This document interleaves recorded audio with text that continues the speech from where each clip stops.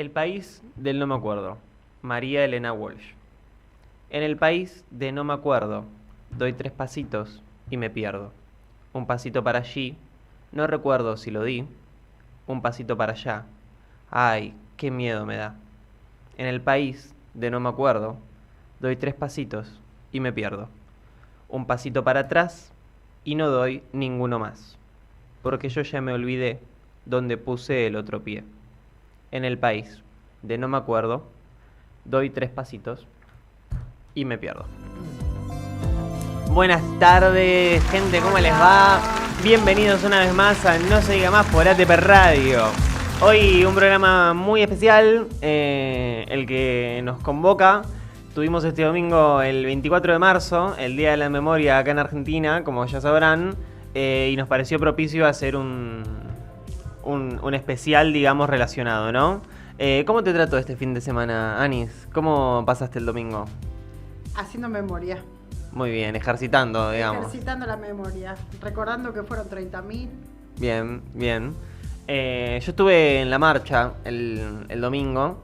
Fue la primera marcha de mi vieja, algo que me pareció como muy lindo. Fue la primera marcha de mi hija también, así que la compartimos un poco en familia.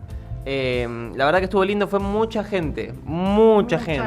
El año pasado yo fui también y fue, digamos, bastante escueta la cantidad de personas que había ido. La plaza estaba casi llena de gente, pero este año fue una estupidez de gente en la calle, lo cual me restauró un poco la fe en la humanidad, debo decir, ¿no? En el pueblo argentino. Claro, sí, totalmente. Dije, che, bueno, qué bueno que la gente se cope en esto, que defienda sus intereses, que defienda la memoria. Su historia, y lo que, no y es su una historia. cuestión de intereses. Es una cuestión de historia, es una cuestión que pasó. Sí, es una cuestión de ser argentino, además, donde ¿no? No queda ninguna duda y lo que sí se defiende es que lo que pasó no se discuta, ni se cuestione, ni se ningunee. Exactamente, ni se relativice, ¿no? Y cualquiera que tenga algo que defender en su parte de la historia. Esta creo que nos atravesó porque fue muy cruenta. Totalmente. Es una de las pocas cosas que no pueden negarse, digamos, ¿no? Como se quiere hacer con quizás discursos actuales. El otro día escuchaba, no me acuerdo a quién decir, que en el negacionismo alrededor del mundo, con distintas cuestiones, con el tema de la vacunación, por ejemplo, con el tema del holocausto, con el tema del genocidio al pueblo sirio, a Camboya, la gente lo que hace a veces es instaurar discusiones pequeñas sobre cosas que quizás no sean tan relativas para poder terminar discutiendo todo el trasfondo de la cuestión, ¿no? Bueno, pero para eso también hoy tenemos una entrevista sumamente interesante con Lidia Fagale, que nos va a traer un poco, a partir de su editorial en su programa Cara de China, que hay una teoría de la ignorancia. ¿Por qué no sabemos y por qué hay ciertas cosas que no sabemos? Tiene un porqué.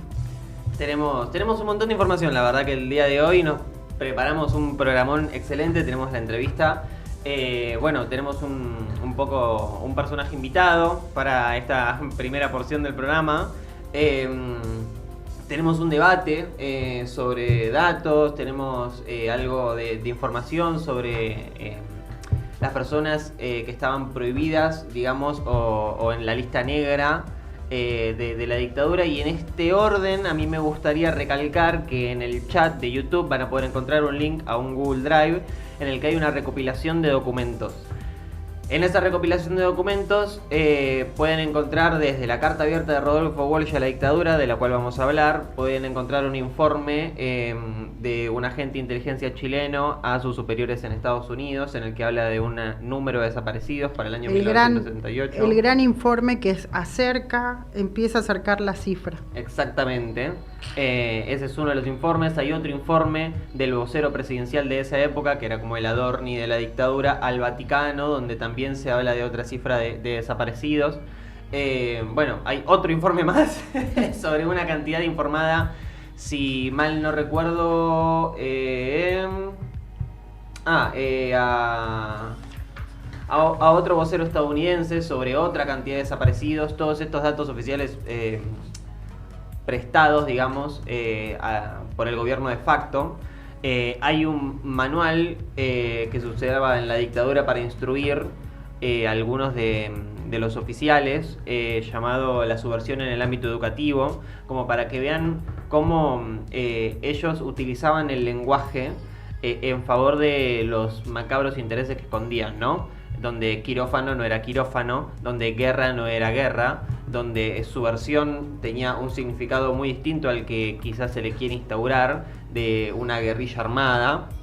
De hecho, tengo, como para mencionarlo acá escrito, sacado directamente del libro de subversión en el ámbito educativo, el concepto de subversión dice: la subversión es toda acción clandestina o abierta, insidiosa o violenta, que busca la alteración o la destrucción de los criterios morales y la forma de vida de un pueblo, con la finalidad de tomar el poder o imponer desde él una nueva forma basada en una escala de valores distinta. Básicamente, tener un criterio de pensamiento distinto al que se quería imponer en la época, ¿no? Hay otro libro llamado El marxismo en el ámbito de trabajo, donde se tratan temas distintos y cómo identificar a estos individuos que atentaban contra los intereses de los dictadores. Bueno, nada, información para que puedan ir, chequear, leer, ver. Y que existe, que sucedió, que exacto, es así. Que es tangible y que realmente es algo que se defiende basado en hechos e investigaciones, no es algo que se dibuja, digamos, porque sí. Tenemos listo a nuestro invitado, señor Operator. Tengo acá al gran productor del programa, que me canta que sí. Nuestra primera entrevista del programa, vamos a tener nuestra dos. Segunda. Pero de la primera de este tenemos programa. Dos, claro, es verdad. Y esta es la primera. El señor JJ Mercado, ¿cómo le va? Hola, señor JJ. Buenas tardes, ¿cómo anda, muchacho? Qué lindo estar acá en la TP, qué lindo se ve esto, La verdad, mirá, me queda fachero la imagen. Está bueno su programa. La verdad que yo no esperaba que la imagen que ustedes tenían atrás era realmente croma. Pensaba que había pantalla, medio bajo presupuesto esto, pero bueno, está bien como nos... No, bueno, escuchame, se hace lo que se puede. Acá el señor quizá no lo conocen muchos de ustedes, pero él es un famoso inversor, ¿no? Cordobés, ¿es así? Yo me puedo presentar solo. Yo bueno, tengo... tranquilo, porteño, tranquilo. Yo tengo 12 años y genero 2 millones de pesos por semana. 12 años tenés. 12 años tengo y genero 12 millones de pesos ¿Cuánto pelo en la cara? Estás como un poco pasado de testosterona, me parece. Yo he tomado mucho serenito de chiquito. Mirá. Toma mate amargo, lindo, porteño. Bueno, cuestión. ¿Qué le ponen? ¿Fernet en Córdoba? No, y eso es demasiado mami para nosotros. Yo tengo un método de inversión en la nación argentina que se basa en impulsar pequeños emprendedores, pequeñas ideas que vienen a cambiar un poco el juego del mercado, con un análisis profundo y sesudo, como ahora estamos acostumbrados a manifestar, que bueno, yo lo ofrezco en mis cursos que vendo, por supuesto, por Instagram, que me va bastante bien, que ayude a un montón de porteños pelotudos como ustedes a que puedan abrir los ojos y que puedan entender cómo se puede salir de la pobreza y de las problemáticas económicas que tenemos, ¿no? Y vengo acá a traerle... ¿Puede ser que tengas un poco un profundo odio al ser porteño, me parece? No, ¿Puedo intuir en tu discurso? ¿Hay algo ahí? O lo de no? pelotudos es simplemente para llamar a la compra del curso. Por favor. Capaz que en Córdoba la palabra pelotudo significa tipo buen hombre. Es que ustedes, si no es un poco tajante la propuesta, viste que medio no escuchan porque son así medio desinteresados, entonces yo sé... Medio soberbio. Yo sé con qué tipo de personas estoy hablando. Hace efecto shock. Claro, es toda una estrategia de marketing, porque yo te digo, yo manejo el mercado ya casi como si fuese la palma de mi mano, la punta de la pichila, porque te estoy diciendo que desde que tengo 9 años que aplico este método innovador, ultra mega eficiente en el mercado, y estoy generando más o menos entre 2 y 3 millones semanales. Ah, mierda, o sea, Un gran conocedor del marketing. Claro, una carga importante de dinero. Y yo vengo acá a ofrecerles, a regalarle un par de inversiones que yo les recomiendo apuntar. Ustedes me pueden ayudar a debatir si ustedes se ven invirtiendo en este tipo de propuestas para el mercado, para innovar vamos a anotar, porque con la crisis económica que hay, prestemos atención. Aparte, este tipo me dice que maneja un camión de Prosegur por semana de guita y yo estoy más que interesado. A ver, si a vos te sobran unos pesos por mes, lo primero que te recomiendo es que compres mi curso. Eso es lo primero que te recomiendo. Mira, ahora si plata de momento no me sobra, pero... No, como sobrar, señor. Me falta, de hecho, si te sobra un poco a vos y me querés transferir, es más que agradecido, pero... No soy tan de... Yo enseño más a pescar más que regalar el pescado, ¿viste? Ah, sos de eso. Entonces... Medio austríaco tu método. Y si te sobra un poco más de lo que cuesta mi curso, que está bastante regalado, te digo, esta semana está en 50%, yo te digo que si te lo querés comprar me puedes hablar en las redes sociales. Te recomiendo que ponga dinero en alguno de los siguientes emprendimientos que vengo acá a demostrarle a ustedes que están ante los ojos de todos y abiertos a recibir moneda de cualquier tipo de ciudadano. ¿Arrancamos? Arrancamos. Bueno, esta es una idea bastante innovadora que hoy no lo está haciendo nadie. Está arrancando, por supuesto, en una ciudad pequeña en Córdoba, mi gran, hermosa, gigante, divina Córdoba, que deberíamos ser independientes, pero no importa. Son el País Vasco. No más. Esto consta en un lugar físico y virtual. Es un enviado de Schiaretti. Es un lugar físico y virtual donde podés alquilar pendrives que están bloqueados para que no los puedas copiar con películas para que los puedas ver. Para que no tengas que andar comprando las plataformas de streaming, vos te alquilas un pendrive por un precio módico, te lo podemos mandar por Mercado Envío, lo podés ir a buscar directamente al local y vos con ese pendrive lo reproducís donde quieras. Para. Es una idea completamente innovadora que nadie está haciendo hoy por hoy. Déjame entender. Yo, por ejemplo, quiero ver Harry Potter y la cámara secreta. Exacto. Y voy a este local y me dan un pendrive que tiene Harry Potter y la cámara secreta, solo esa película, y no puede modificarse. No puedo ponerle y sacarle nada. Puede tener la cantidad de películas que vos quieras dentro de la cantidad de memoria que te alcance para el pendrive.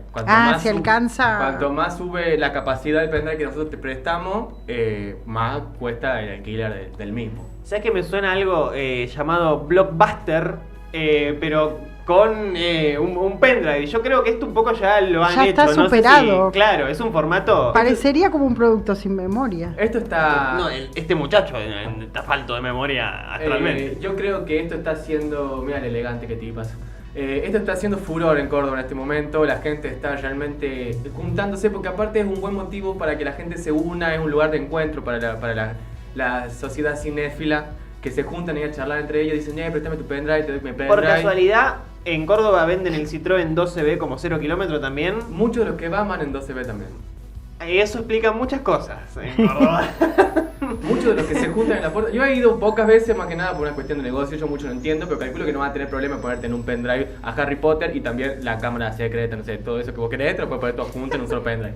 Yo no tengo ni idea de Mira, yo creo que es un formato un poco superado lo que estás Sí, porque tratando de plantear. el pendrive lo instalamos en cosas que ya tienen internet. Es que esto apunta a no dejarse manejar por los algoritmos de las nuevas plataformas que te dicen qué ver, qué no tenés que ver, qué te recomiendan. Es un nicho. Esto está apuntado a ese A la tipo gente de que se pone el sombrero de aluminio.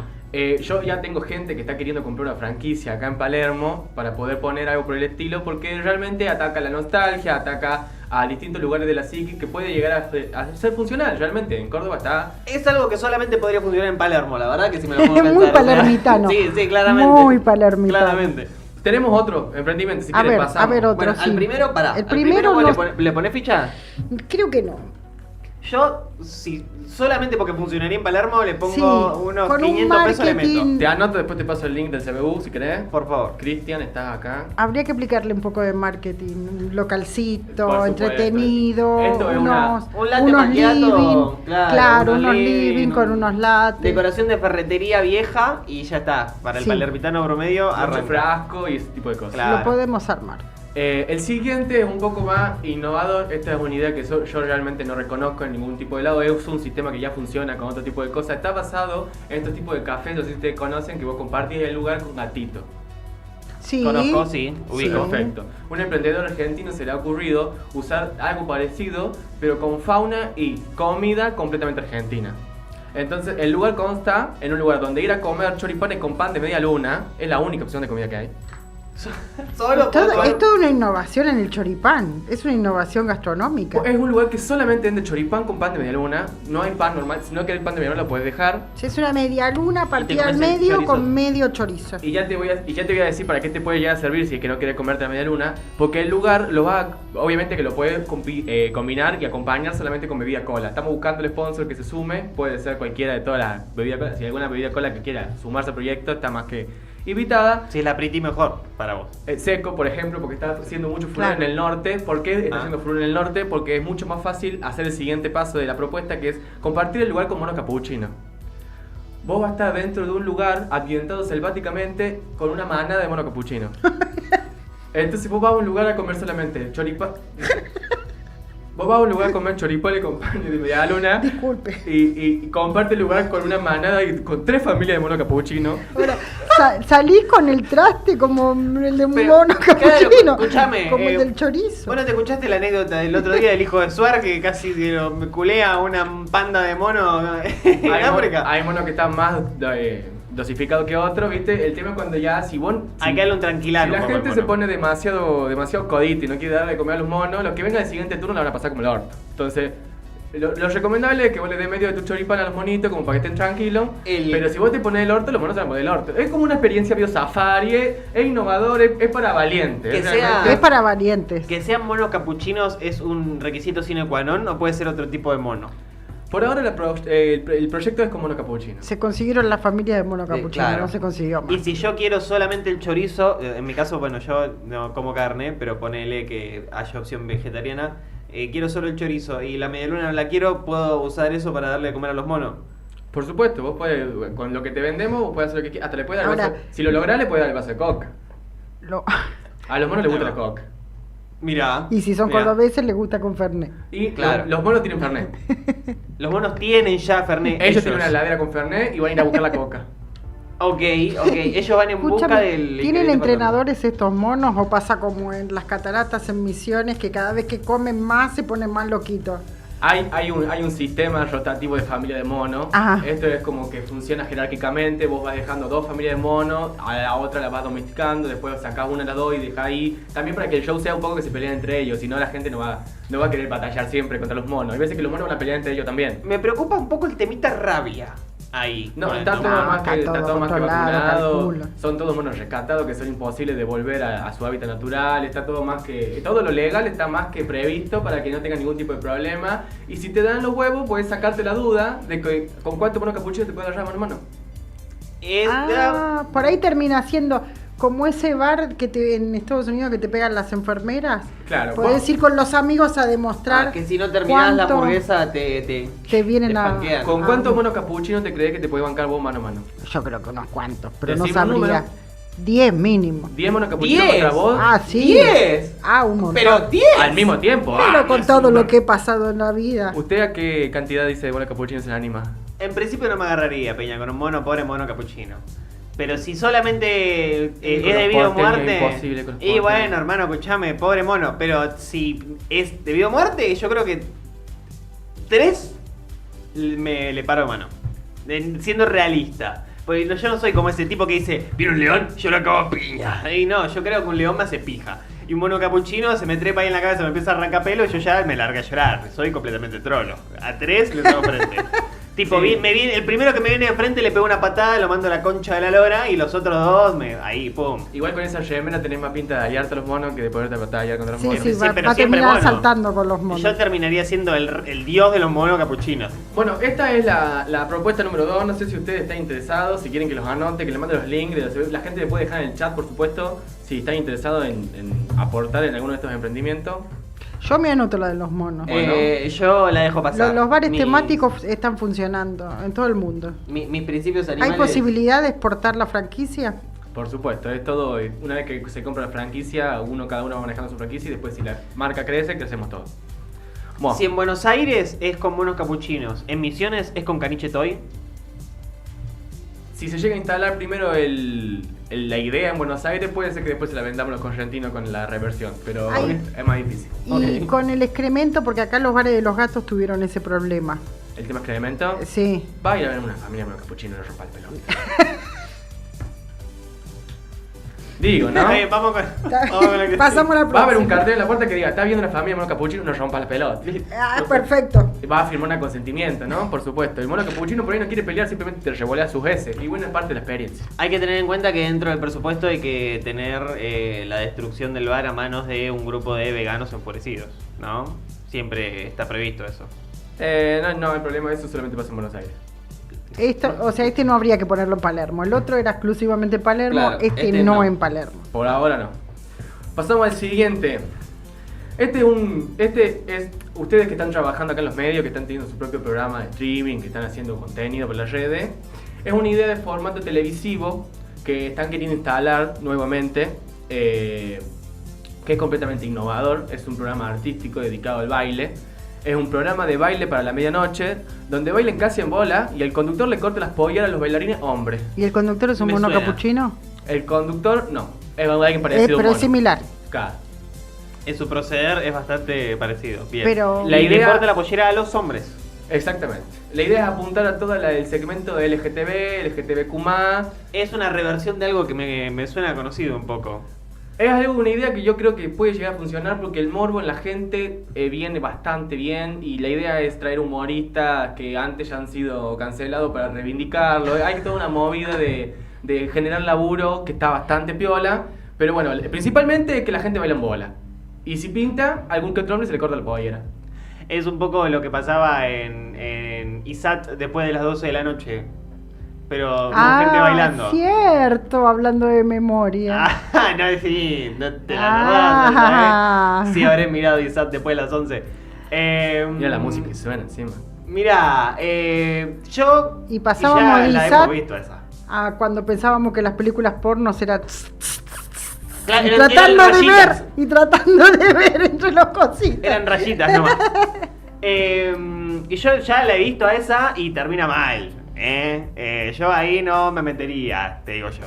O Aparte- termina bien. En cuanto a dinerito, sabemos que el mono capuchino está Acá allá lo que arriba. estamos buscando es lugares donde poner nuestro dinero para que nuestro dinero crezca. Ya luego, si tu moralidad no te permite salir de la pobreza, entonces hay algo como que está funcionando mal. ¿Usted dice que las moralidades no permiten salir de la pobreza? No, él dice que en pos de generar riqueza y de que las grandes empresas y estancieros generen las moralidades, se pueden dejar completamente de lado. Yo creo que Porque lo sí. único que interesa es el dinero. Yo creo que si vos estás buscando invertir tu capital en un lugar donde tu capital siga valiendo lo mismo y posiblemente más dentro de los próximos meses, con qué hagan con tu dinero, la verdad que tendría que ser indiferente. Cada uno la ve o no la ve, ¿no?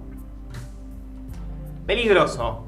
Peligroso, pero Delicado, rozando. mira, yo creo que deberías hacer un poco una investigación histórica, compañero cordobés. Ajá. La memoria está fallando un poco. Claro, sí. Ver el tema de los emprendimientos, que ya algunos están bastante pasados de moda. Yo en este último, mira, de los 3 que me ofreciste, yo solamente entro en el primero. Está perfecto, está claro Porque- que bueno la ve o te sobra guita, ¿viste? Porque uno nunca sabe, sos conductor de un programa muy reconocido. no. Eso Eh, te puedo asegurar que no. Entonces, Lo que me falta. Este no lo compra, entonces. Perfecto. Bueno, pasamos al siguiente. Bien. El siguiente es un sistema tecnológico completamente innovador. ¿Cuándo es el Cuando emprendimiento habla de sistema tecnológico emprendedor, ya. No, aparte, nos está vendiendo un sistema innovador Y trae un pendrive. Y un claro, tipo. La reversión Hay de algo que Tinelli. me está fallando en esta situación. Es un sistema de Es el micrófono. neoliberalismo volviendo cada 8 años, este muchacho. Es un sistema de micrófono interno para los autos que cuando putee o grite antes de tocar la bocina te la cancela. Te cancela el bocinazo. El Te bocinazo. cancela el bocinazo, O sí. sea, te siente caliente. Si vos vas a gritar o putear antes de tocar la bocina, te cancela la bocina. Y esto es más que nada para evitar la contaminación sonora de las ciudades. Mucho a los porteños les va a venir bien porque andan muy Se acelerados. evitaría muchos conflictos, Entonces- mucho gordo que baja con el palo, la cadena del Hay- auto de atrás. Hay o de estudios, adelante. hay estudios que nadie hizo que más o menos el 90% de las bocinazos que son después de grito y de insulto no están justificados los bocinazos. Hay estudio que nadie hizo, ¿con qué? Es un centro de estudio. Es una en universidad. Connecticut. Sí, nadie hizo. Bien. ¿En dónde queda dicho En centro? Australia. Bien, perfecto. Ah, claro, está en australiano el nombre. Nadie hizo, se llama. Nadie hizo, bien. Nadie hizo. 90% de las bocinazos que son emitidos después de gritar o de putear dentro del auto son injustificados. Perfecto. Y este sistema vendría a terminar con esto.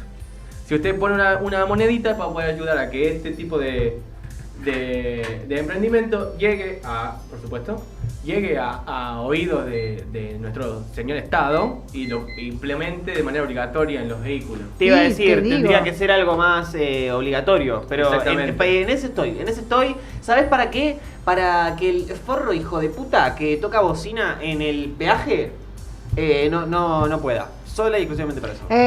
Si pero no putea, no. si no se igualmente va a toca salir. bocina en el peaje, nunca conseguís pasar sin pagar. Lo dijiste como si fuese una diversión. Pero como por si fuese ir al samba. supuesto. Es parte del ser argentino. Nos juntamos 4 y ya tocamos bocina para que te dejen pasar. En ese caso que tranquilo porque la gente no putea. Pero ahí antes no de hacerlo. tendríamos sensor. O sea, ¿el sensor de qué es? ¿De temperatura? ¿De Es rostro? un sistema de micrófono interno que lo que escucha es la puteada. Ah, que vos puteaste. En decís, algún momento se creyó. gordo hijo de puta, correte. Ahí cagaste, no podés tocar la bocina. En algún momento se creyó conveniente que te tome la presión para que si vos estás tocando También. la bocina con la presión muy alta no te suene. Pero si yo soy hipertenso, podría ser, claro, podría ser una persona con hipertensión o alguien que está yendo de emergencia al hospital. Le decidimos cancelar. Bien. El acento de cordobés un poco cuando hablas de cosas muy porteñas se te va y después se vuelve. Es que ¿Hay yo algo ahí, me parece? ¿Puede ser? Yo nací en Córdoba, tengo 12 años, nací en Córdoba, viví 7 años en Tucumán y hace 3 años que estoy viviendo acá en Buenos Aires aprovechándome de todos los porteños culiados que quieren perder guita. Ahí va, perfecto. Che, está bastante desarrollado el muchacho para sus Sí, 12 sí, aparte años. cuando hace las cuentas de los años y la experiencia medio que me pierdo, pero vamos ¿Se a va a anotar el confiar. sistema de micrófono interno para el Yo auto? me anoto en el sistema. Perfecto. Hay que, reforzame la seguridad de la próxima porque estamos dejando pasar a cualquier persona, me parece. Franco, pero bueno, nada, vamos. Yo a este le pongo guita. Tenemos un siguiente emprendimiento. Ustedes cuando no quieren escuchar más, Bien, y el último porque tenemos un programa re importante Sí. con un tema. Por favor, te lo pido. Muy- Este más te vale que sea. Bueno, sí. Que la rompa, porque si no. Se pudre la momia. esto es completamente innovador. Yo no sé si ustedes están listos para escuchar algo de Ok, sí, nos va a hablar de algo del 1700. de la semejante dimensión de lo que le voy a plasmar. Es un sistema de vuelos espaciales mediante el cual desde una plataforma hablando de obviamente memoria. instalada en Córdoba, La obviamente estratosfera. instalada en Córdoba, estas naves van a salir de la atmósfera, se van a remontar a la estratosfera, de tal forma que de Yo una vi a hora y alguien media más o patilludo menos hablando de- podremos estar en Córdoba, España. Pero. Le iba a decir, porque hoy en 3 horas, 4 horas. Esto va a estar obviamente instalado Autopista en Córdoba. Rosario. Va a estar obviamente instalado en Córdoba porque si no en Buenos Aires generaría muchísimo más tráfico del que hay y se sería insoportable para todos.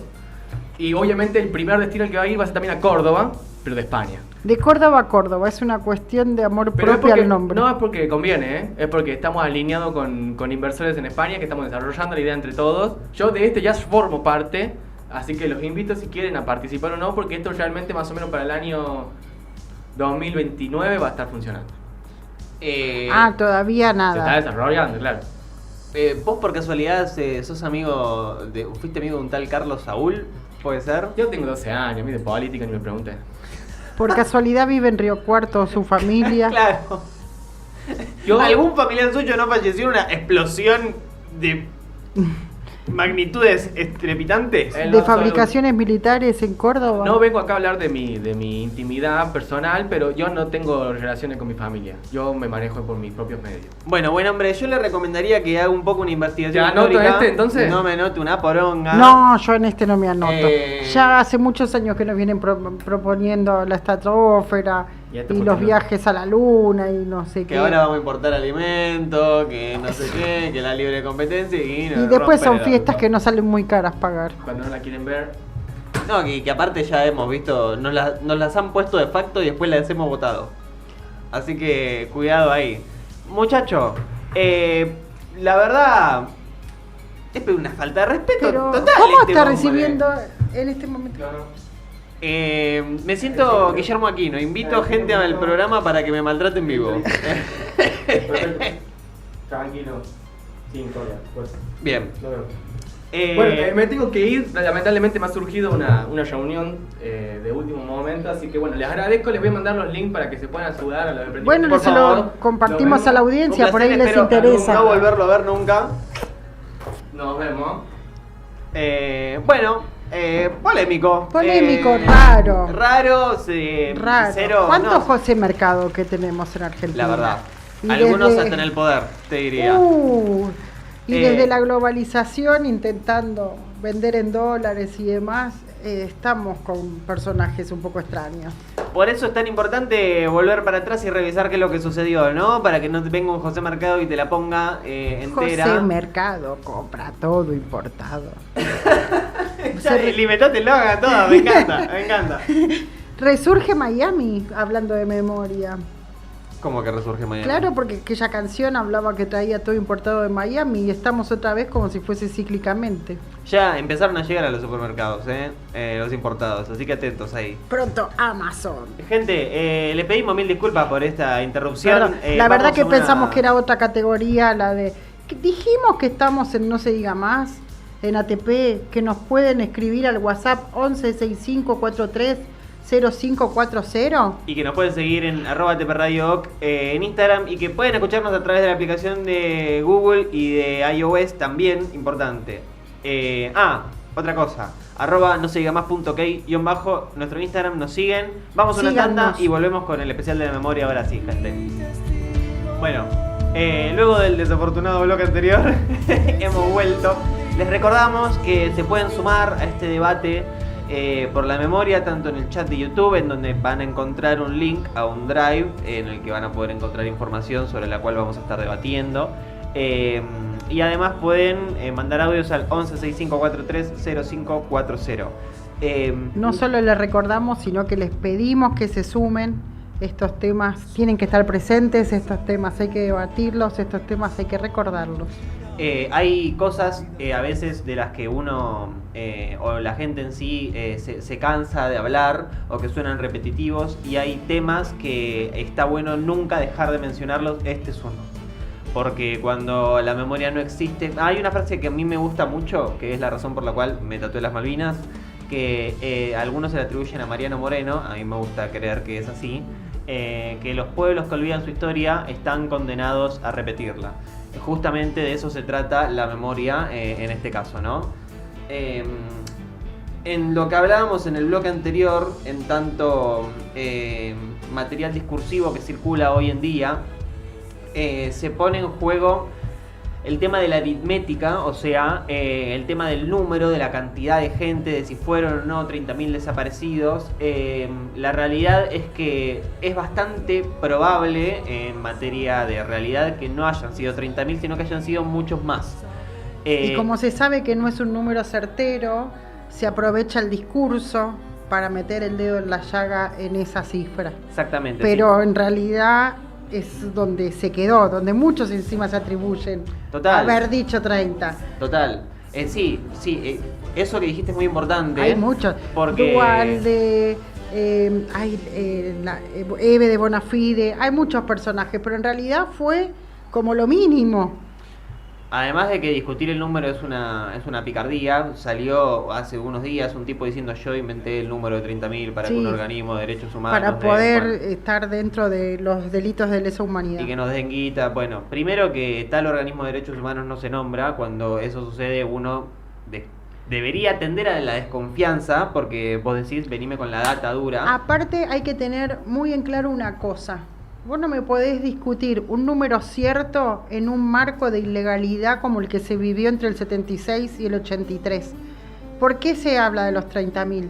Porque el primer número, hasta los 2 años que se pudo investigar, ver que hay periodistas internacionales donde empiezan a hacerse eco de lo que estaba pasando, y hasta los habeas corpus que tenemos de esa época dentro de la legalidad tan precaria o que no existía, hablan de 22.000 casos de desapariciones. Bueno, y eso estamos hablando en 2 años, o sea, lo que se hizo fue una cuestión exponencial, pero fundamentalmente tener en cuenta que fue tanta la ilegalidad. Es como que quisiéramos decir cuánta plata tenía Pablo Escobar en su cuenta. o que No hay forma desde la ilegalidad marcarlo. Que me traigan el número de víctimas asesinadas por los nazis. Es una estupidez pedirlo, justamente el número es No una hay denuncia registros. en sí misma. Si tenés ahí a mano la imagen de un informe de inteligencia chilena, que es el que citaba recién Ana, en el cual para el año 1978, estamos hablando de 2 años después incurrió el golpe, Enrique Aranciaba Clavel, que era un agente de la Dirección de Inteligencia Nacional de Chile, o la CIDE chilena, ahí vemos, informaba al gobierno de Estados Unidos que se tienen computados 22.000 entre muertos y desaparecidos, desde 1975 a la fecha, que era 1978. Este informe lo pueden encontrar en el drive que está en el chat. ¿sí? ¿Por qué dice 1975? Porque antes de la fecha del golpe ya se estaban realizando secuestros, detenciones y desapariciones de personas, sobre todo en la provincia de Tucumán. Eso es otra cosa importante. Se dice que es un golpe cívico-militar, porque no solamente las Fuerzas Armadas estaban al servicio del genocidio del pueblo, sino que también organizaciones cívicas, como por ejemplo es conocido el caso de la empresa Ledesma, en el cual algunos empleadores facilitaron el cortar la luz para que haya la desaparición de dirigentes sindicales. También las fuerzas policiales estaban al servicio de esta situación, liberando zonas para que los Falcon puedan meterse y desaparecer gente. No solo eso. Esa es la gran deuda que tenemos, porque bueno, con la obediencia de vida y el punto final solo fueron las cabezas, pero nunca, jamás se juzgó ni se hizo, aunque sea un escrache social. Por ahí Ledesma, como fue demasiado obvio con su familia Blaquier, pero no hay un escrache social a todos los civiles que participaron. Total. Nunca lo hubo. Y de hecho se busca minimizar o olvidar a las familias que se enriquecieron durante este periodo también. Dentro de que al que le duela, la familia Macri es una, entre tantas otras. Entonces, es una cuestión de, como decíamos hoy, de ser argentino, el poder reconocerlo. Otra cosa que, digamos, material que tenemos para realmente que se sepa que el número de 30.000 ya empezaba a sonar desde antes de estas fechas que decía este hombre que inventó, que fue a pedir dinero a un organismo de recursos humanos, es un partido de Argentina contra Austria, en el año 80, en el que el fragmento que tenemos es de un video en YouTube que pueden ir a buscar, que el relato está en austríaco, porque las autoridades argentinas no querían que se viese la bandera que vamos a ver. ¿Lo tenés a mano, Fran? Barbas. Atrás. Barbas. ¿Dónde están los 20.000 desaparecidos? Ahí vemos. Que ya se empezaba a hablar en esa época de esa cantidad de números. No solamente eso, el gran periodista Rodolfo Walsh hizo una carta abierta a la Junta Militar, en el cual él nombra 15.000 desaparecidos, que los recuenta de su labor periodística, teniendo en cuenta un entorno, como decíamos antes, de ilegalidad y de secretismo. O sea que es gigante la labor que hace este hombre, que lamentablemente se terminó cobrando su vida, ¿no? Es un gran, ¿cómo se dice?, mentor para muchos periodistas hoy en día, la labor que hizo Rodolfo Walsh. Hay muchos asesinatos y en democracia post dictadura, para que se entienda la importancia de lo que sucedió en este país. Mirá, yo traje un post del Gato y la Caja que lo vamos a ver después, que lo cita, pero hay una persona que la habían desaparecido antes de ir a declarar, que nunca me acuerdo el nombre, que estamos hablando de López.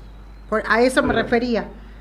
Hubo mucho más unos años posteriores y varios años posteriores, porque todavía hay gente nefasta en los lugares de poder.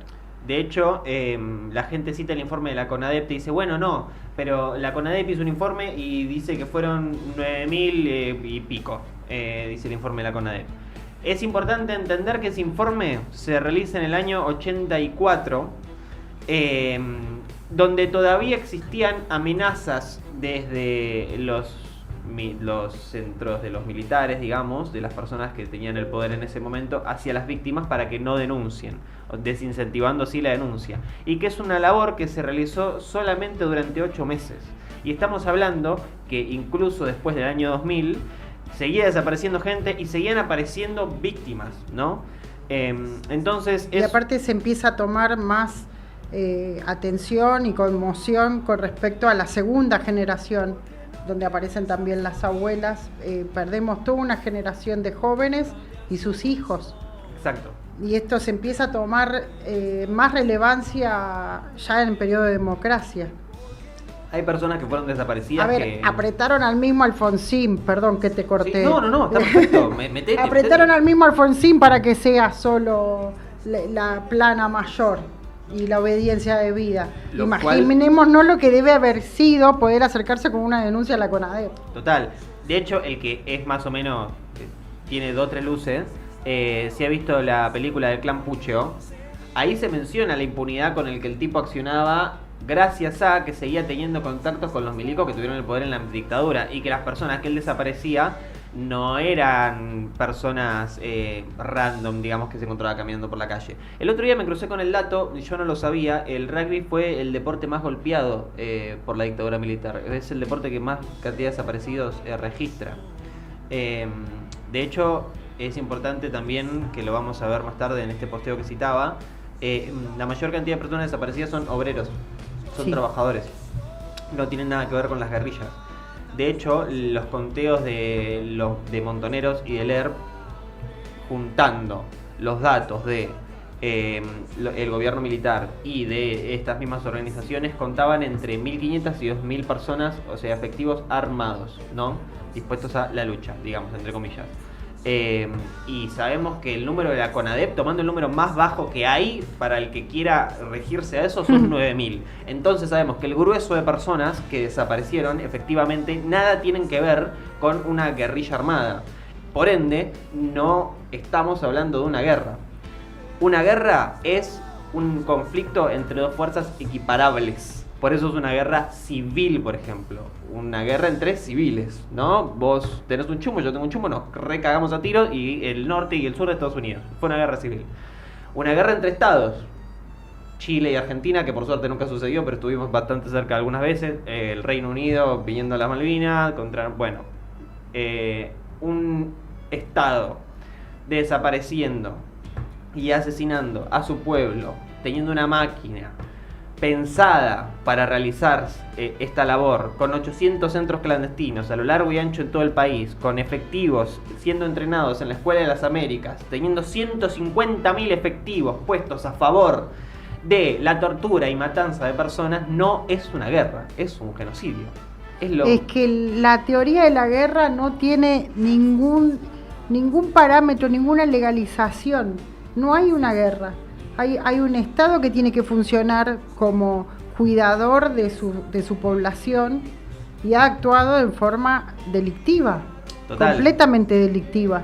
La sociedad pudo haber tenido explosiones dentro de lo civil, para lo cual el Estado tiene la justicia, tiene las cárceles, los diferentes castigos que miles y miles de juristas han estudiado durante años, que es lo mejor que se puede hacer con diferentes delitos. El Estado tiene todo otro aparato, pero si ese aparato lo usás en vez de para poner a la sociedad en orden, perdón porque suena espantosa esa pero... Sí, parece que estás asesinando, pero sí, es así. Pero si lo usás de una forma completamente delictiva, si todo ese aparato lo pones en contra del pueblo, es realmente un genocidio. No hay forma de tomarlo como una guerra. No hay manera, porque no están en la misma posición.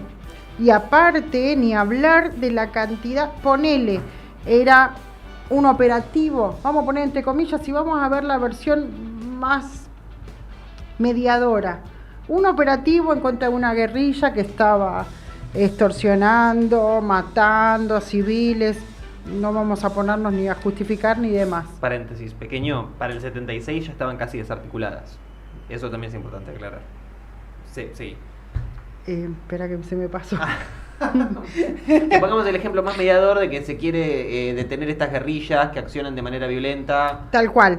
Sí, teniendo el aparato de un Estado, teniendo agentes secretos como tienen todos los estados, sí, de CIAs y demás, vas directamente al operativo, como bien decís, a las 2.000 personas.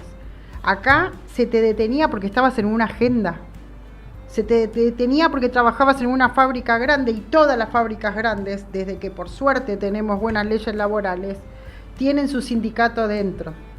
O sea, había detenciones donde ni siquiera justificando el operativo contra lo que estaba sucediendo tiene justificativo. No, total. Porque creo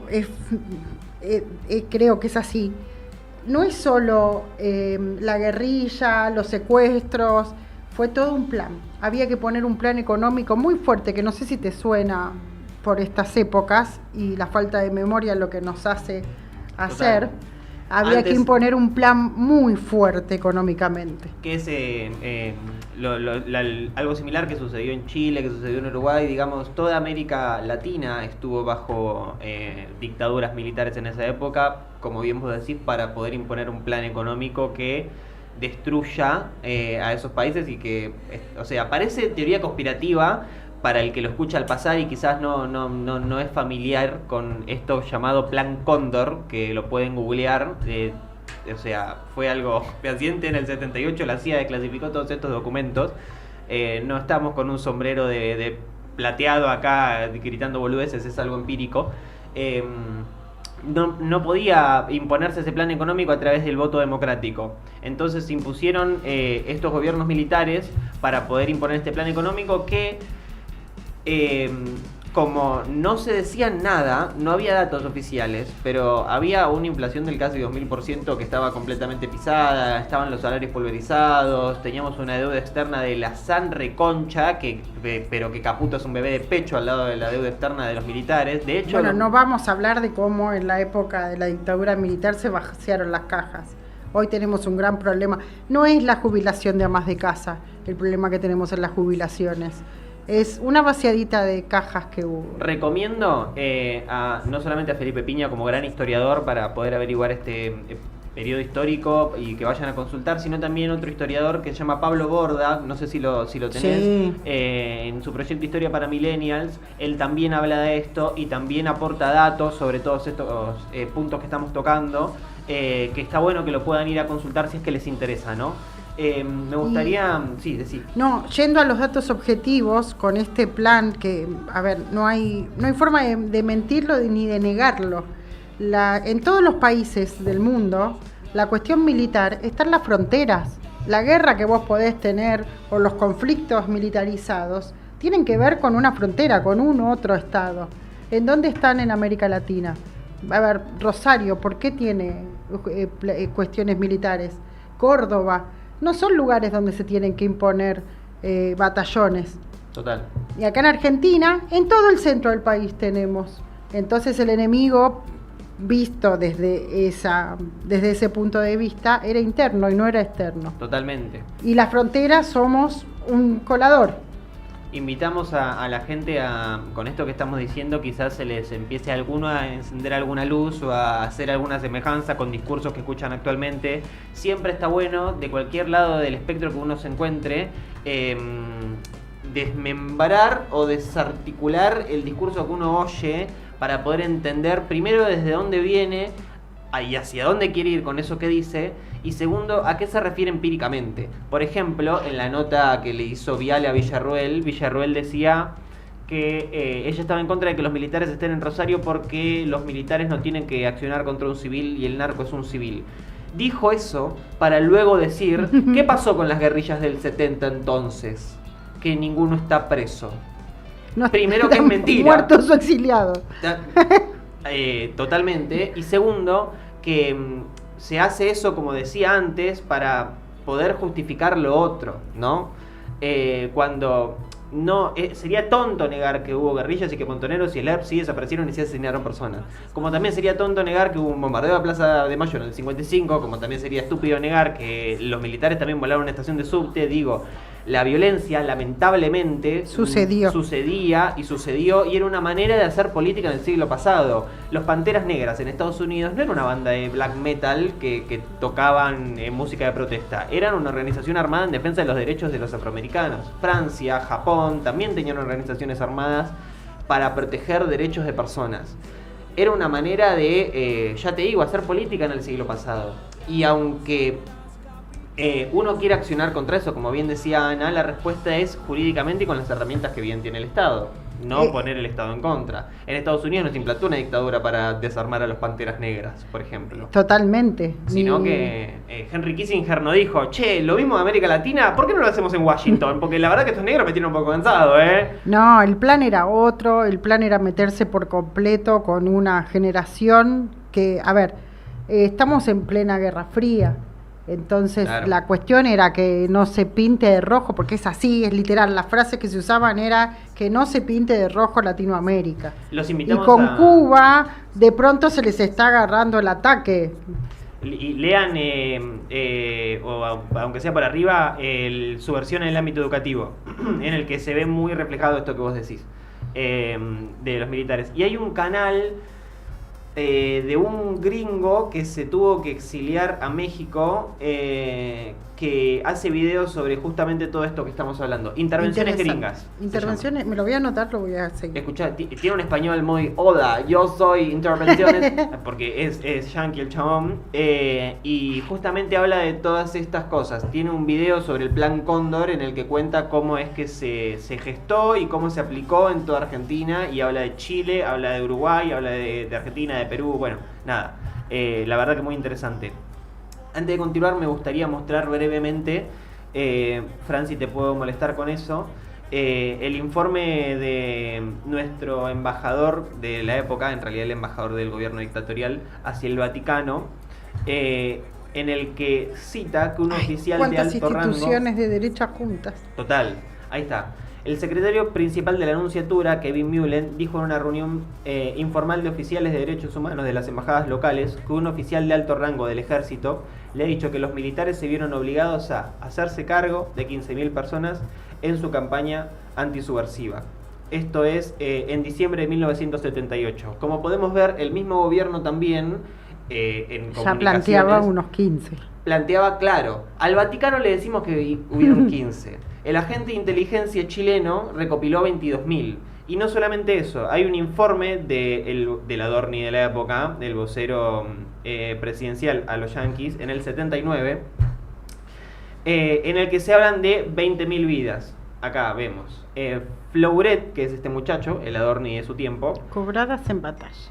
Él señaló que las 20.000 vidas cobradas en batalla, ahí aplicaban los mismos militares esta teoría de la guerra, fueron necesarias para salvar el país, ¿no? Lo de salvar el país me suena también por estos días. Total, sí, el argentino... Todo es para salvar al país. El argentino de bien, para volver a la Argentina de hace 100 años, que además esa cifra es algo que se corre cada vez más para atrás. Primero era hace 70, después es hace 100, que hace 100 años, no sé si lo sabían, hace 100 años no había elecciones democráticas y el fraude electoral era ampliamente aceptado. Por eso, pero ¿vos qué pensaste? ¿Que te estaban diciendo los 100 años para vos o lo que ellos querían? No, para nada, era por ahí. Te lo están diciendo, sí, gente informada, te lo están diciendo como te lo tienen que decir. Como ven...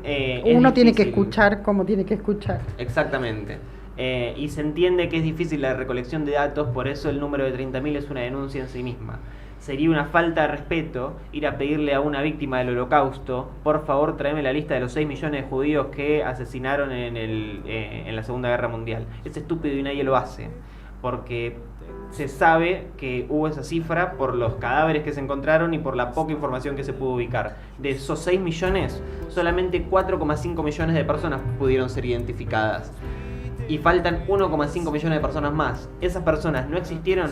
No. Lamentablemente, como se llevó bajo un gobierno de facto y fueron crímenes de guerra, no hay datos al respecto. Esto es lo mismo. De hecho, está catalogado como un genocidio. Voy a usar una frase, pero que lamentablemente es así, son jabones. Perdón. Exactamente. No, pero es así. Es cruel, es triste, pero a veces la realidad no tiene por qué ser feliz, ¿no? Nunca es triste la verdad, lo que no tiene es remedio. Toma, estás con las frases. Estamos con unas cortinas de la hostia. Quiero resaltar que hay varios temas de Charly García que escuchamos en la cortina, que yo creo que es sin dudas el artista de la dictadura militar. Y volviendo a lo que leímos al principio del programa, la gran María Elena Walsh fue uno de los personajes que estuvo vedado en la dictadura. Si a ustedes les interesa conocer qué canciones estaban prohibidas, en el archivo del chat también pueden encontrar una lista. Como dato de color, Rod Stewart estaba prohibido. Y su canción de Do You Think I'm Sexy, que es un temazo, no se podía escuchar. Cocaine de Eric Clapton tampoco. El tuit del mono liso estuvo censurado. ¿Por qué una naranja iba a andar libremente haciendo lo que quería y no se la podía domesticar? No me jodas. Te lo juro. Saqué de una nota de Sergio Pujol que hace sobre el rock, que ahora vamos a compartir un par de las canciones y los datos de color. Y estuvo también censurado Daila Kiski, el libro de María Elena Walsh, del elefante, porque cómo podía venir un personaje diferente a dar vuelta a una familia. Bueno, es muy conocido también el caso del libro, ya te digo porque me lo anoté. Hay una lista de libros infantiles los cuales fueron censurados, entre los que se encuentra un libro, La mano roja, que es una historia de una mano roja grande que persigue una mano verde más chiquita. Bueno. Y bueno, lógico, es una mano roja con todos los dedos juntos en una mano. Está hablando de marxismo, esto hay que prohibirlo. Parece que estamos diciendo una pelotudez, pero es algo real. Se puede acceder al archivo de la memoria y se prohibió. La Torre de Cubos, que era otro libro infantil, estuvo prohibido porque hablaba de el orden social, según los militares, que iba contra los intereses del régimen. Volvemos a la definición de subversión. Toda forma de pensar distinta a... Ahí tenemos, 5 dedos, es el libro. Toda forma de pensar distinta a la que se quería imponer era automáticamente subversiva y debía ser destruida y censurada. Si querés, podemos ver un poco el posteo del Gato y la Caja de Aritmética de la Crueldad, en el que hablan un poco de todo esto que estábamos hablando de una manera un poco más resumida. Puntualmente hay un gráfico que a mí me gustaría que vean, que habla de el tipo de personas que fueron desaparecidas según los datos que se pudieron recopilar, ¿no? En el que vemos, ahí está, cómo se calculan 30.000 personas. Avanzó un poquito más, por favor. Ahí están los distintos informes de los distintos organismos, que esto es lo que hablábamos antes. Ahí se cita el informe del agente chileno, el informe de la Embajada de Estados Unidos, del Vaticano, la carta de Rodolfo Walsh, el informe de la CONADEP, bueno, los distintos informes a lo largo de la historia. Esto está en el Instagram de El Gato y la Caja. Pásalo, por favor. Es uno más, me parece. No, uno más. Esto es los cálculos aproximados que se tienen de las personas que pasaron por los distintos centros clandestinos. Los más importantes, sí. Los más importantes. Sabemos que son 800, ¿no? Sí, nosotros calculamos que hubo 48 personas que pasaron por cada centro, se da más de 30.000. Pasalo... Ya en estos 5 hay 15. Total. Ahí se ve lo de los 150.000 efectivos que decíamos antes. Pásalo, por favor. Mamá, qué hermoso equipo de trabajo. El Gato y la Caja es un gran proyecto de ciencia abierto y libre. Tiene varios libros muy interesantes. Por favor, síganlos, que tienen mucha información muy rica. Ahí está lo que estábamos hablando antes. ¿A quiénes temían tanto nuestros dictadores que movilizaron el poder del Estado para desaparecerlos? Bueno, primero a los obreros, después a los estudiantes y después empleados. Hay una gran frase que debería habérmelo anotado, de un director de cátedra me parece que era la Universidad de La Plata, que cuando cayeron los militares le preguntaron ¿dónde están las armas? Y el tipo dijo en la biblioteca, refiriéndose a los libros. Se han quemado libros. Se han quemado muchos libros, y los militares fueron a la biblioteca en busca de armas de fuego y solamente encontraron libros. Es lógico que lo desaparecieron a este hombre, lamentablemente. Bueno, han ido, se conocen que el último grupo son los religiosos, han ido a lugares donde las iglesias le daban de comer a la gente, y está la gran frase de que acá solo hay niños comiendo. El movimiento de cura Villero fue algo que estuvo muy golpeado. Ahí. Bueno, el tema de los libros fue, porque aparte fue tan grave la persecución que ya no hacía falta, que fue muy una obra de Ray Bradbury. No solo los militares quemaban los libros, la gente los quemaba antes para que no piensen que porque vos tenías ese libro venían y te secuestraban o te mataban directamente. Bueno, mi abuela era era socialista, y tenía mucha literatura rusa, no política, sino cuentos de Rusia. Y lógicamente cayeron a quemar los libros, ¿no? Se las vio negras, pobre, en la dictadura, pero por suerte no corrió una suerte oscura. A mí me gustaría en este espacio hacer una breve mención a una gran luchadora por los derechos humanos, si se me permite, que fue una de las víctimas que estuvo dentro de los campos de concentración exterminio, que es la señorita Odila Castella, quien fue secuestrada y trasladada a la ESMA junto con Eduardo de Pedro, su esposo, quien fue delegado sindical como trabajador ferroportuario, ¿no? Ella, luego de sufrir numerosas torturas y vejaciones que trascienden cualquier límite de la sensibilidad humana, fue liberada en la casa de sus suegros, perdiendo un embarazo que estaba cursando producto de la infernal experiencia vivida. De su esposo, en cambio, nunca más se tuvo información sobre su paradero. Y ella dedicó toda su vida a poder encontrarlo sin lamentablemente haber tenido un éxito. Ella es de Burlingame y su lucha la utilizó como motor para poder ayudar a otras personas a conocer su historia, a que puedan ubicar a sus hijos, a sus nietos, a sus amigos que fueron desaparecidos en la última dictadura militar. Así que me gustaría dedicar este pequeño espacio a ella y a su gran lucha. Fue la primera delegada de derechos humanos de la ciudad de Burlingame, y bueno, nada, era un lugar en el que la verdad que a los derechos humanos no se les daba quizás tanta importancia, y al tema de los desaparecidos tampoco, y fue gracias a su lucha que esa gente que sufrió en el golpe tuvo voz por primera vez, y me parece algo sumamente loable y de unos ovarios increíbles haber retransformado tanto dolor y tanto sufrimiento en un motor para poder hacer un poco mejor la vida de un grupo de personas. Así que le agradezco a la señorita Odila, que como ella y muchos otros más, ella, las madres, las abuelas, es un con caso sus similar. pañales en la cabeza. Exactamente. Gracias. Y cualquiera que tenga dudas de su identidad, la mínima duda, lo que sea, si algún secreto se abrió, si algo se pudo chusmear, por favor no dejen de acercarse a abuelas y a hijos, porque es seguir contando la historia. Totalmente, siempre hay una ayuda, y desde ya también no solo lógicamente repudiamos, sino nos solidarizamos con la víctima del atentado de Hijos. No sé si estás al tanto al respecto, que entraron a la casa y bueno, nada, la torturaron y hicieron una desafortunada pintura relacionada al oficialismo en su pared. Nadie dice que un sector del oficialismo haya ingresado a su hogar, no es eso lo que se dice, sino que si un grupo de personas utilizan tu lema de cabecera para realizar eso, evidentemente es que algo en tu discurso está incentivando a la gente que no está bien de la cabeza a accionar de esta manera violenta, y habría que hacer un cambio, ¿no? Lo que pasa también surge con los neonazis. Hay gente que considera que lo que sucedió está bien.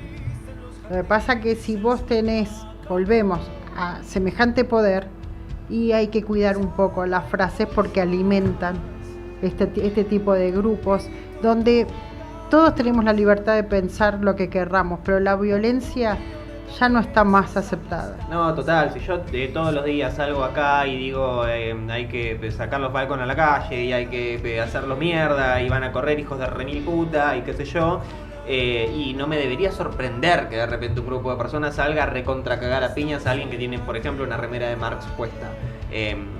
Sería estúpido de mi parte sorprenderme. Entonces, a no ser que quieras que realmente suceda. Claro, ¿no? Y como yo no puedo hacerlo, vamos a dejar en la duda. Claro, totalmente. Porque si no, creo hay que una interpretación. Creo que tendrías que cuidarte desde el lugar en donde estás. No andas cortándole la pollerita a las ministras. Totalmente. ¿Les parece si estamos avanzamos a esto, pero bueno. Sí, total, no me sorprendería nada ya a esta altura. Bueno, sería un buen show igual, ¿no? Depende que bueno, no me quiero entrar ahí porque ya... No entremos, que el programa no lo amerita hoy. Y aparte voy a aparecer con el tomate de Sudestada, olvídate, al toque. ¿Se puede avanzar con nuestra invitada telefónica? ¿Podemos comunicarnos? Ir armándola, nosotros ¿Podemos seguimos... ir armando? Sí, total. ¿Qué te iba a decir? La vamos a presentar. Por favor. Se llama Lidia Fagale. Es directora periodística de Clave China, Radio República, todos los domingos miembro de la plataforma. Hola, Lidia. Hola. Hola, Lidia. ¿Nos escuchás? Hola. Hola, Lidia, ¿nos escuchás? De ATP Radio, no se diga más. Hola, Lidia, ¿nos escuchás? Te hablamos de ATP Radio, de No se diga más. Hola, Lidia, ¿cómo estás? ¿Nos escuchás bien? De ATP Radio te hablamos, de No se diga más. Hola. Hola. Hola, ¿nos escuchás bien, Lidia? ¿Cómo estás? Bien, muy bien. ¿Quién habla, Franco? Sí, Lidia, te hablamos de No se diga más, Analía, Cristian Sí. y Franco. Estamos en ATP Radio. Bien. Estamos en vivo. Estábamos... Bueno. Gracias No sé por brindarnos esta entrevista. Gracias por sumarte. No, gracias a ustedes. Pues vamos a presentar a Lidia Fagale, Por es favor. directora periodística de Clave China, Radio República, miembro de la Plataforma Internacional de Periodistas de Belt and Road, lanzada en Beijing en el 2019, integrante de UDBA y de la FELAP, Unión de Trabajadores de Prensa de Buenos Aires, y la Federación Latinoamérica de Periodistas. Un gusto y un orgullo que puedas estar acá en nuestro programa. No, al contrario, gracias a ustedes. Ahí con todo el equipo de No se diga más. Muchísimas gracias por sumarte y bueno, como sabrás estamos en este especial de la memoria, reivindicando un poco la lucha del pueblo argentino y para mantener viva la memoria. Estábamos un poco hablando sobre la construcción de la memoria desde un punto ideológico, ¿no? Sí. ¿Cómo ves vos este tema? Hemos escuchado en Clave China, el programa que actualmente estás liderando, la editorial con respecto a este nuevo desafío y la teoría de la ignorancia, de por qué no sabemos determinadas cosas, y nos gustaría... Sí, vos... justamente, recién quien estaba haciendo la apertura del tema, lo que estaban abordando ustedes, ¿no? La memoria, yo digo, siempre es ideológica, es una construcción ideológica. No es una perspectiva, es una construcción ideológica, eso es indudable, pero el otro día, y a cuento de este tema que ustedes van a abordar hoy, y justamente en coincidencia con el 24 de marzo, a 48 años de lo que se instauró y se conoció y conocemos como el terrorismo de Estado, yo me puse a pensar, porque uno tiene a su alrededor amigos, vecinos, gente conocida, que a veces se preguntan cómo llegamos hasta acá, cómo hay personas que ignoran lo que pasó, por qué tal o cual persona puede interpelar y cuestionar o desconocer incluso lo que uno cree que deben saber todos en todos sus términos. Totalmente. Entonces me puse a pensar, porque este es un ejercicio que venimos haciendo desde hace pocos días, y me parece que es un ejercicio que tendríamos que haber hecho hace muchos años atrás, y que tiene que ver con esto, del mismo modo en que uno habla de la memoria como una construcción ideológica. Cuando uno se interroga, lo que es muy difícil llegar a interrogantes, porque para hacerse las preguntas correctas uno tiene que partir de algún punto, y eso es lo difícil. Y la verdad que me puse a pensar cómo es que se construye la ignorancia. Ok. Y descubrí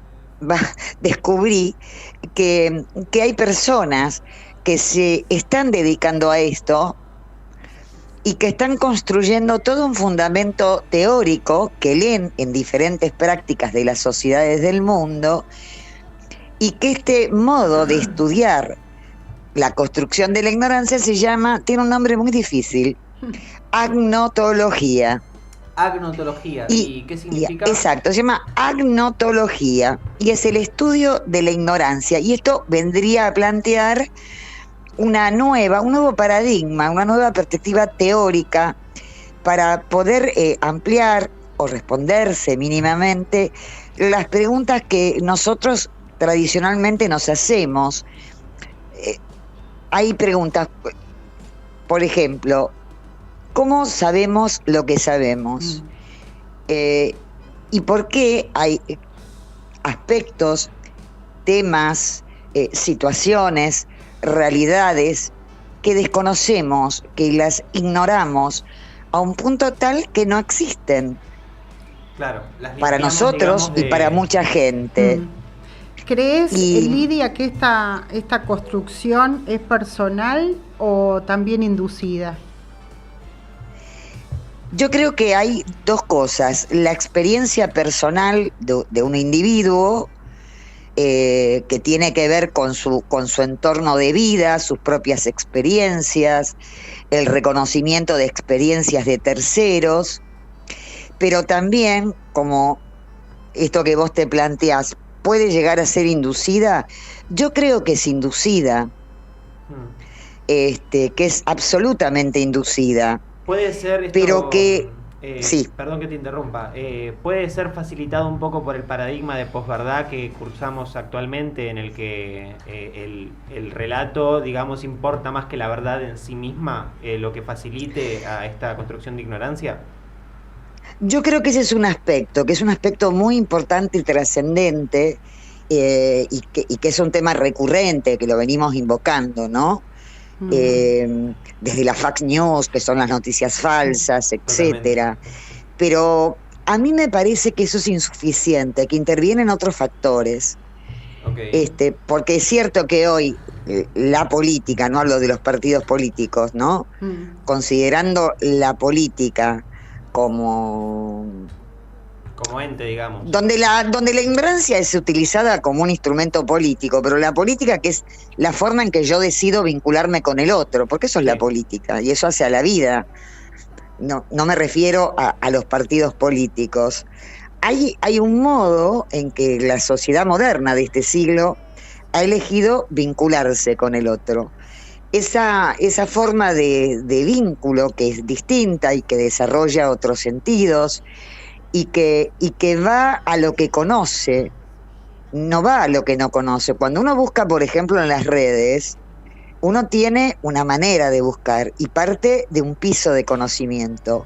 Uno no busca lo que no conoce, no se pregunta respecto a temas que desconoce, porque los desconoce, como un niño que no sabe una palabra, y cuando aprende esa palabra cree escucharla por todos lados. En realidad siempre estuvo presente esa palabra. Es la famosa burbuja. Pero de uno, las como redes la sociales. desconoce, no la escucha, Claro. ni la ve.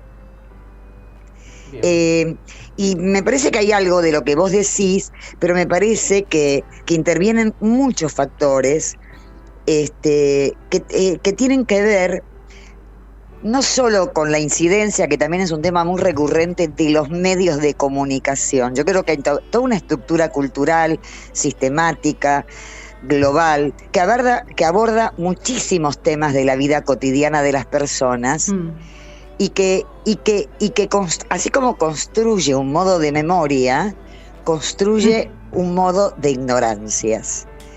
Y me parece que tenemos que hacer más hincapié en esto, cómo se construye la ignorancia, porque uno puede construir memoria, pero también la memoria se construye sobre la base de algunas falencias y a veces del desconocimiento de los otros que no construyen memoria como uno. Claro. Entonces, claro, yo digo, si uno cree que es importante para entender el presente, por ejemplo, el 24 de marzo, mucha gente, miles de personas en diferentes puntos del país, se congregaron para conmemorar el 24 de marzo, ¿correcto? Correcto. Totalmente.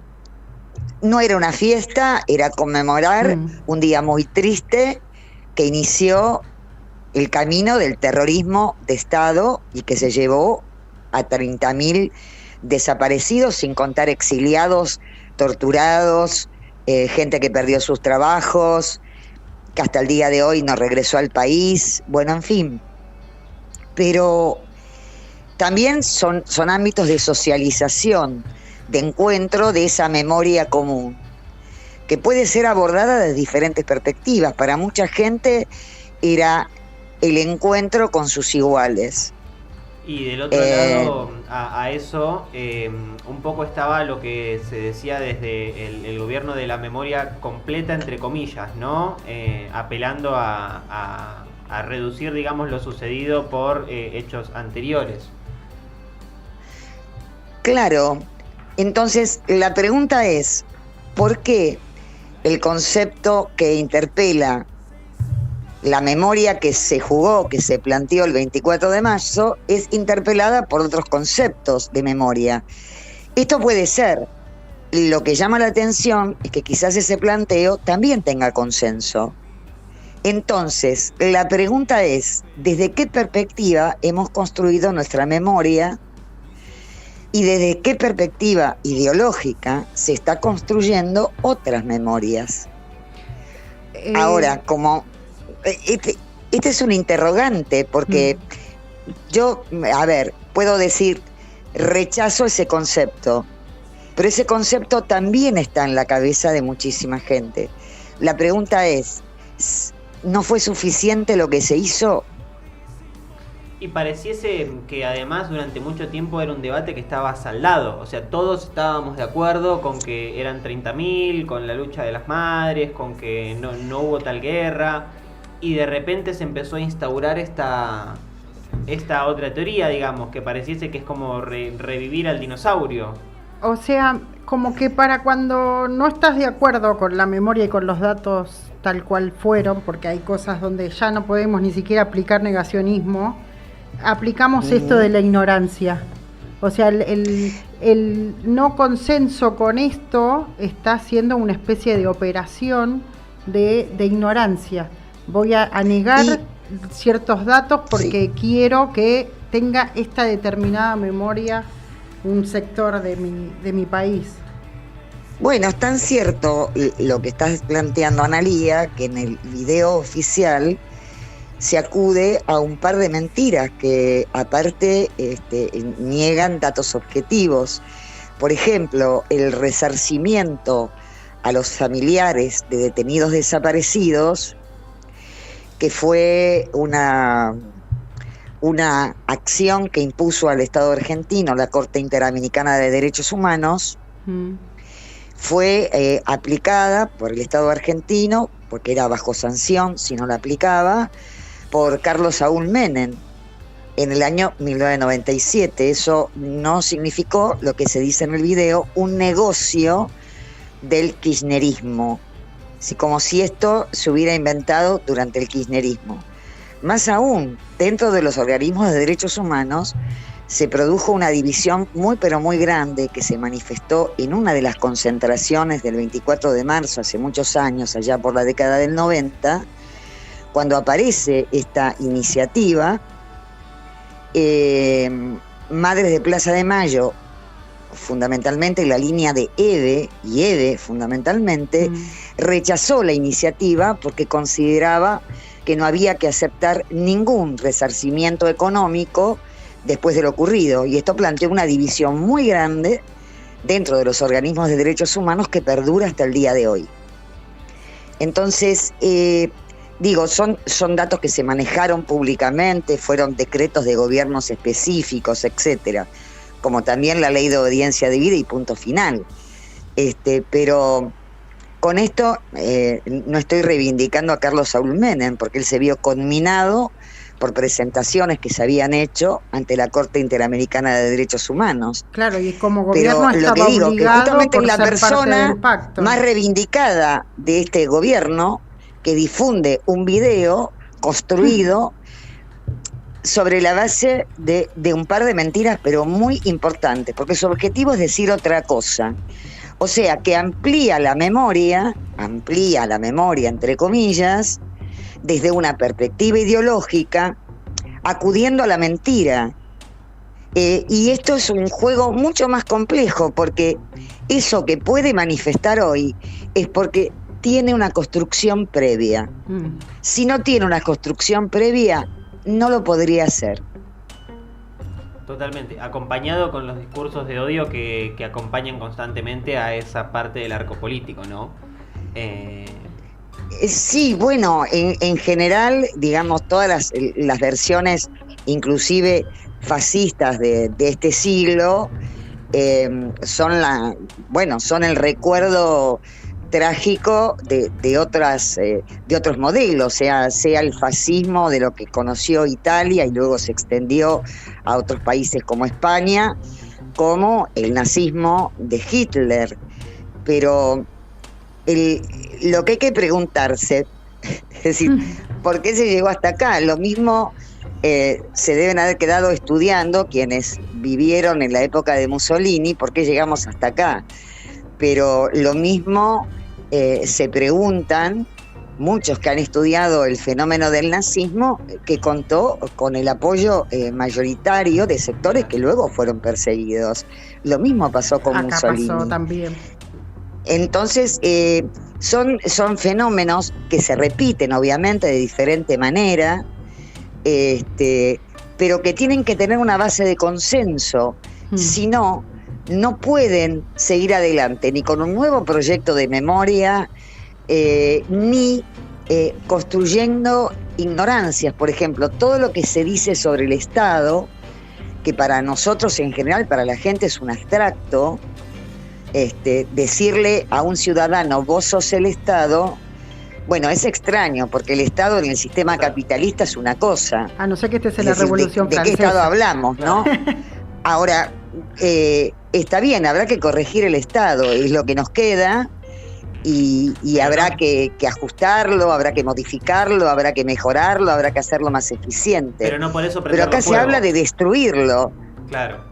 ¿Y vos crees que eso se ha llegado a través de discusiones pequeñas que te van acercando hacia el centro? Digo, por ejemplo, esto de discutir con el tema de los desaparecidos, discutir la cifra para poder con el tiempo llegar a la discusión de fondo, de decir, bueno, en realidad fueron excesos, tipo, no fue tanto lo de los desaparecidos, no fue tan así.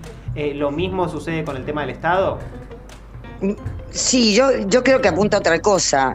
Hay un hilo conductor que ata el pasado al presente. Si vos no lees en el presente lo que ocurrió en ese pasado, del que querés preservar la memoria, que tiene un hilo conductor que no se nombra, es invisible. El hilo conductor es el modelo de ajuste económico. Totalmente. Entonces, eso no se lo nombra, porque si vos hablás, hablando del lado de quienes entendemos que hay que seguir construyendo memoria, y recordando cuál fue el objetivo real del terrorismo de Estado, que aparte se inició en forma sistemática el 24 de marzo, pero comenzó a fines de la década, a mediados de la década del 70, antes del 76, existió la AAA. Totalmente. Entonces, la cuestión es que si el terrorismo de Estado no pudo concluir con el modelo económico, no pudo recuperarse con la guerra de Malvinas, que la convoca un borracho, que lo mejor que tenía era ser borracho, pero no era gracioso en este caso, que era Galtieri, que nos convoca una guerra que estaba absolutamente perdida, donde hubo torturas a los combatientes, bueno, en fin, una cantidad de cosas que fueron debidamente denunciadas. La guerra se perdió, entonces ese consenso que la gente dio con un sentimiento de patriotismo se perdió inmediatamente. Fue el último. Y después vino la apertura democrática con Alfonsín. Total. Que justamente coinciden las fechas, estamos entrando en Semana Santa, sí. Y en Semana Santa fue cuando escuchamos Felices Pascuas. Y escuchamos Felices Pascuas porque la pretensión era profundizar la democracia, neutralizar a los alzamientos militares, que eran los cara pintadas, ustedes recuerden, y lo que significó la renuncia previa de Alfonsín y la asunción de Menem, significó un golpe económico al gobierno de Alfonsín. Fundamentalmente fue eso, y dio paso a quien iba a ejecutar a rajatablas, y que significó un holocausto social, Menem.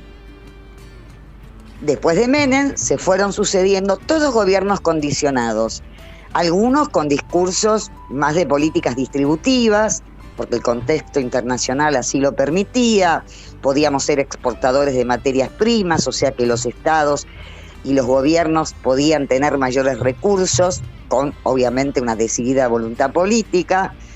Entonces hay cambios en Ecuador, se da inicialmente un cambio en Brasil, que luego lo pierde a manos de Bolsonaro, se da acá un cambio en el 2003, se dan cambios de diferentes matrices ideológicas, porque ninguno es comparable. Bolivia, y hoy nos encontramos que hay una vuelta de tuerca en toda Latinoamérica, que incluye Argentina.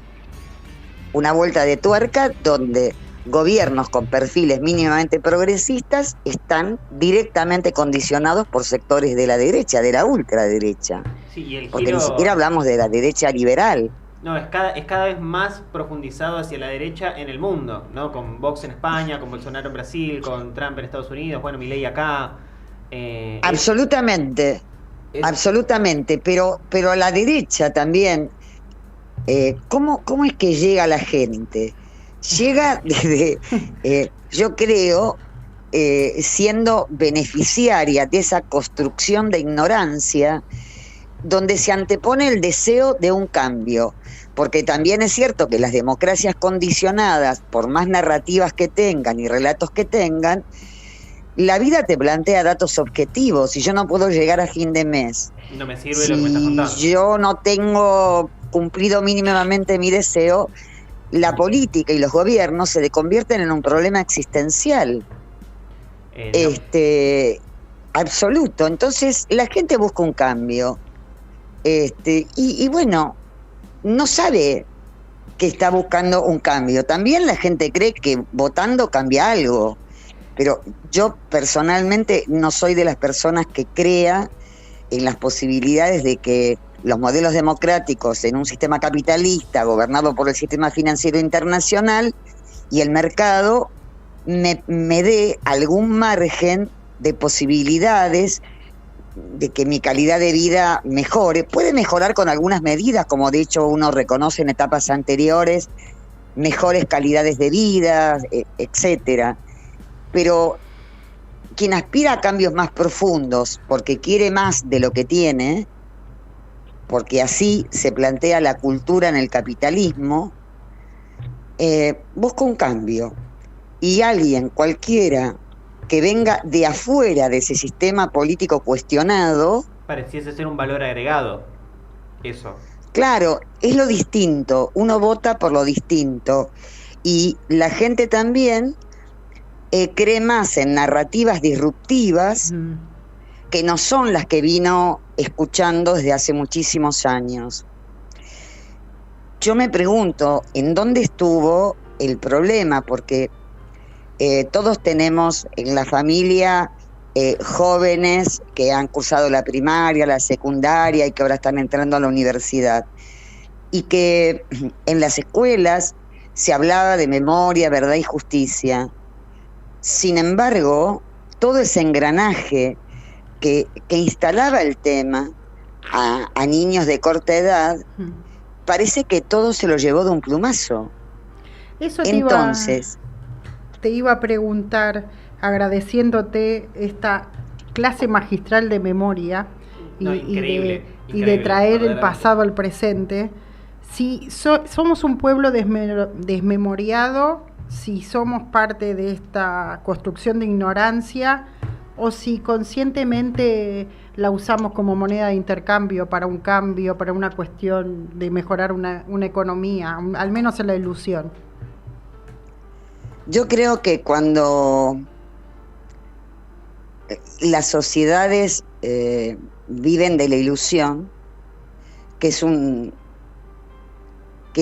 término terrible, ¿no? Porque no tiene consistencia racional, no tiene lógica, pero es un sentimiento que tenemos, la ilusión, porque y también generacional. Porque a veces uno no se desespera cuando tenés 20 años o 30 años, tenés mucho tiempo por delante. Las generaciones que pasamos los 60 se te convierte en un problema existencial porque no es posible la ilusión. La demanda es ahora. Ahora, si somos víctimas de la ilusión, y yo creo que sí, a veces por necesidad existencial, y a veces, ya te digo, por necesidad de cambios materiales, de progresar, nos hicieron creer que que todo tiene que ver con una impronta individual, no con las condiciones que te crea una sociedad desde un Estado que sea mínimamente distributivo. La gente sigue creyendo. Yo trabajé toda mi vida, te dice, y no tengo nada. Sí, y Y que los si no que funcionamos nunca como trabajaron sociedad, o no son vagos, necesitamos. tienen por lo menos algo. Bueno, eso pasa con las jubilaciones. La gente que cobra más de la mínima te dice, aporté 40 años y estoy cobrando como un jubilado que cobra la mínima. Es decir, la pelea es entre los pobres. La pelea no Total. es con quienes se apropian y hacen una transferencia de riqueza de la mayoría a una minoría. Eso sí es corrupción. Y Eso sí es corrupción, pero la gente no lo ve como una corrupción, la transferencia del del capital de la mayoría, de lo que la mayoría produce a una minoría. Eso no lo ve como corrupción. no, lo Ve ven como algo corrupción bueno. que un tipo, un funcionario se afanó tal cosa, el otro que está mal, pero que no hace a la dinámica estructural de un sistema. No, se normaliza, digamos. Y esto que decías Claro, que me no, pareció, y la gente habla, cree. me pareció interesante lo que decías de la pelea es entre pobres. Un poco Claro. vos crees que el problema es que nadie se reconozca como tal. Yo escuchaba el otro día una persona decir, nadie va a salir a reclamar en este momento, nadie de la clase media ni que se vea golpeado por los cambios económicos actuales, porque le enseñaron que salir a reclamar o pelear por sus derechos es de pobre y nadie quiere ser pobre. ¿Vos crees que esto es así? Sí, hay quizás una postura de un perfil de ciudadano que el hecho del reclamo no es de su agrado, el reclamo público. Pero también es cierto que, por lo menos en Argentina, que como dentro de Latinoamérica, es un país que se ha caracterizado por tener, aunque no sean en el sentido económico, una gran clase media. Culturalmente en Argentina hay una gran clase media, que es la que determina los cambios políticos. Total, y lo que nos diferencia del resto de economías de Y Latinoamérica. la más golpeada. Toda la vida. Y es ahora la más golpeada porque, a ver, hay como frases hechas que quedaron instaladas. Bueno, no quiero extenderme mucho, pero Por favor.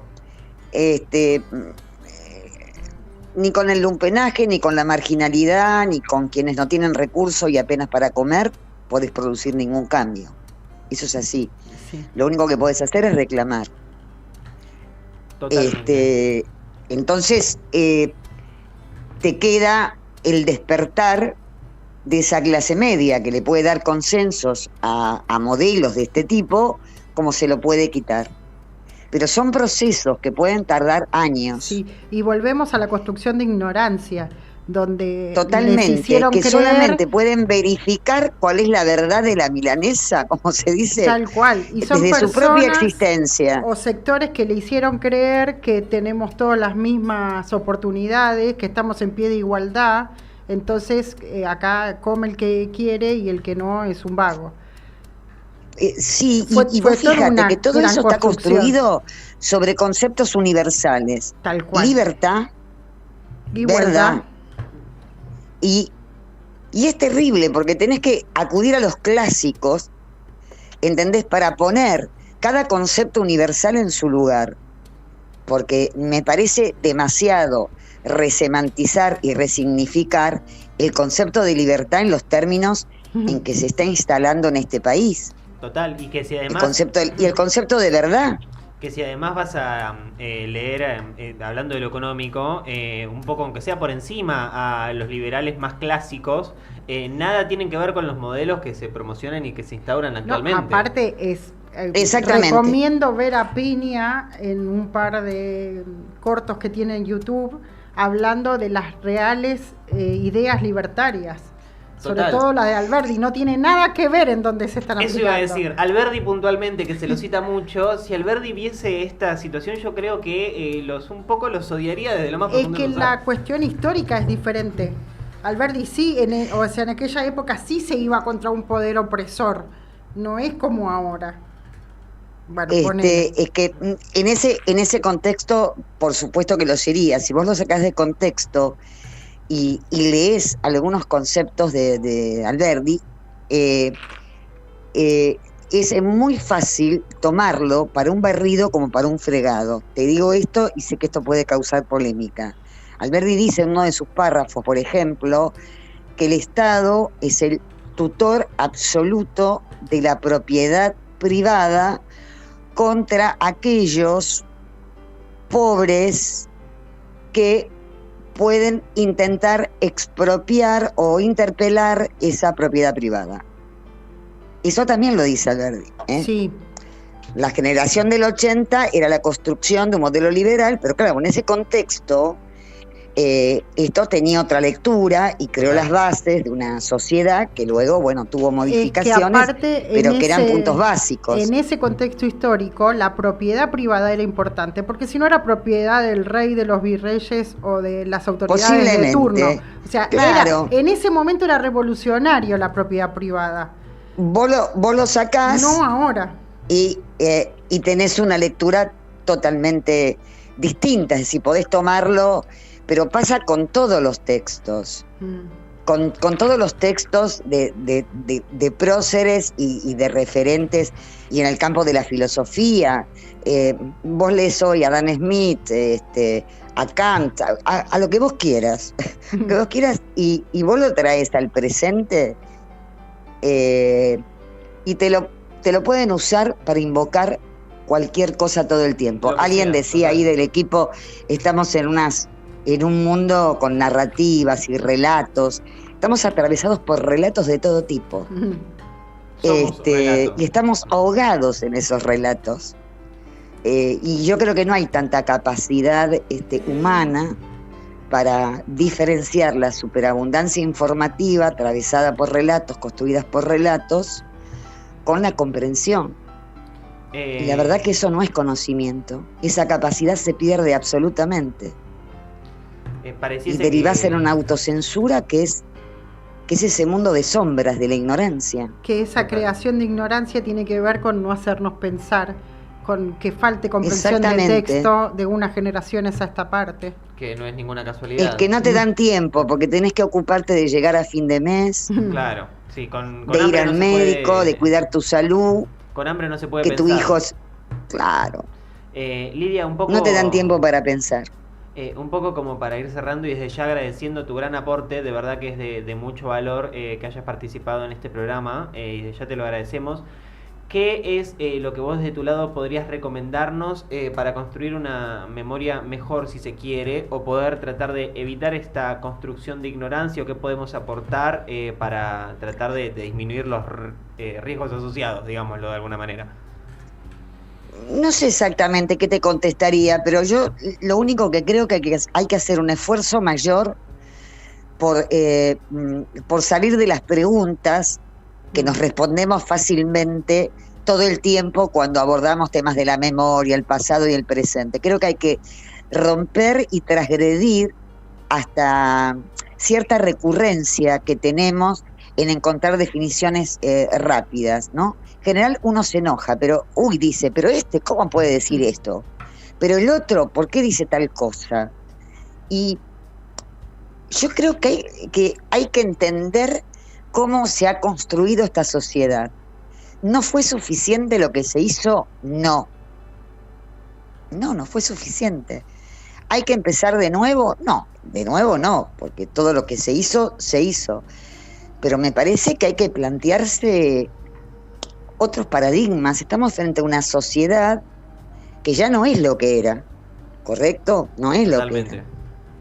Y si uno se propone modificar, invocando el bien de la mayoría, una sociedad, me parece que tiene que conocerla y conocerse uno en sus aspectos más loables como en sus aspectos más oscuros. Es como en la psicología. Sí. Total. ¿Qué es lo que está funcionando mal en mi cabeza? ¿Cómo soy yo para entender el inconsciente y el inconsciente colectivo? Claro. Y me parece que hay que hacer un esfuerzo, inclusive de salir, hay que formularse otras preguntas. lo que requiere un esfuerzo mayúsculo. Yo creo que ya no hay que repetir mecánicamente consignas. La verdad que hoy a mí no me importa si eran 30.000 o 8.000, porque yo lo cuestiono, hubiera sido uno bajo el terrorismo de Estado o 100.000. Es igual de grave. Totalmente. Lo detesto, lo rechazo, pero desde mis entrañas lo rechazo. Entonces, porque no comparto lo que significa vivir en un país con características fascistas, se disfrace de democracia o no. Pero yo quiero entender a la sociedad, porque yo también llegué a este punto junto con otros que conviven conmigo en mi sociedad, en la Argentina. Total. Entonces, ¿por qué llegamos hasta acá? Es decir, ¿qué pasó? ¿Se me pasó un bondi? No lo vi. Claro.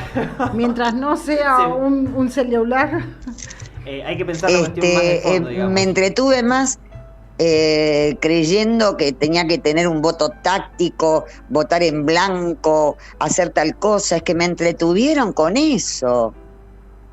Sí, Me entretuvieron mucho, ¿eh? Se perdió algo Entonces, de la representatividad. Qué sé yo, no sé qué te diría. Creo que hay que intentar entender e incorporar más temas, mayores interrogantes, no seguir repitiendo lo mismo, no tener en las respuestas la misma bicicleta fija. Creo que hay que abrir la cabeza y sentirse un poco liberado hasta de nuestros propios lógicas y pensamientos, lo que no significa renunciar a las ideas más esenciales que uno sostiene. Ahí va con un cambio de paradigma como ciudadanos también. Totalmente, de no esperar totalmente. tanto desde un poder más que una regulación, una nivelación de oportunidades, Sí. y formarnos más nosotros, más autonomía. Con más autonomía, y esa es la palabra, construir nuestra propia autonomía sobre la base de ideas esenciales a las que uno considera que son irrenunciables. Hermoso. Hermosa Hermoso. definición. Voy a volver a escuchar para anotarme eso Sí. en la primera página de mi agenda. Total. Bueno. Lidia, muchísimas gracias por esta magistral clase y por tu tiempo desde ya. No, al contrario. Un placer. Bueno, un gusto que me hayan invitado. No, por favor, el placer es nuestro de haberte escuchado y de haberte podido compartir con Busquen en YouTube Clave China, que es el programa que está haciendo Lidia Fagale, sumamente interesante. Vamos Bueno. a compartirlo en los comentarios. vos. Desde ya. Lidia, muchísimas Un abrazo. gracias. Te mando Abrazo, otro. muchas gracias. No, gracias a ustedes. Un placer. La verdad, y riquísimo aporte el que acabamos de Precioso. recibir. Me voy Gracias. con la cabeza completamente hachazo al medio, hacia la frente. Quiero agradecer a la gente del chat que estuvo agradeciendo ahí que estuvimos haciendo este especial, que nos estuvo acompañando el día de hoy. Brevemente, antes de pasar un análisis que tenemos preparado, quiero recordarles que nos pueden seguir en Instagram, @noseguiamás.ok_, a las redes de ATP Radio. Que pueden descargar la aplicación de ATP Radio para escucharnos no solo a nosotros, sino también a los compañeros del programa que viene, por ejemplo. Ahí vamos a catar unos vinos con los compañeros que nos siguen. Traen unos buenos temas interesantes de vino si les interesa el vino o si les interesa beber simplemente, como a cualquier argentino de bien, los invitamos a quedarse, que es interesante el contenido que tienen. Y bueno, pueden descargar la aplicación, escucharnos sin datos y sobre todo escuchar la música, ¿no? Tenemos de fondo... Y hoy, como es un programa especial, nosotros siempre terminamos con la poesía contemporánea. Lo vamos a terminar con una poesía, con una canción que logró evitar, gracias a la metáfora y a los mensajes ocultos, la censura. El gran maestro Charly García, con Canción de Alicia en el País, que el título ya de por sí no es porque sí. No, y es engañoso, ¿no? No es porque sí, le quita las maravillas, porque él siente que su país ya no tiene más maravillas cuando lo escribe. Yo esta canción la escucho por primera vez. Pueden acceder al drive que está en el chat para ver la lista de canciones y demás gente censurada junto con otra información. La primera vez que escucho esta canción yo tenía 11 años, hacía un programa de radio en una radio de un colegio con un primo mío que era mucho más grande que yo, y él en ese programa dijo: quiero que entendamos por qué Charlie es Charlie.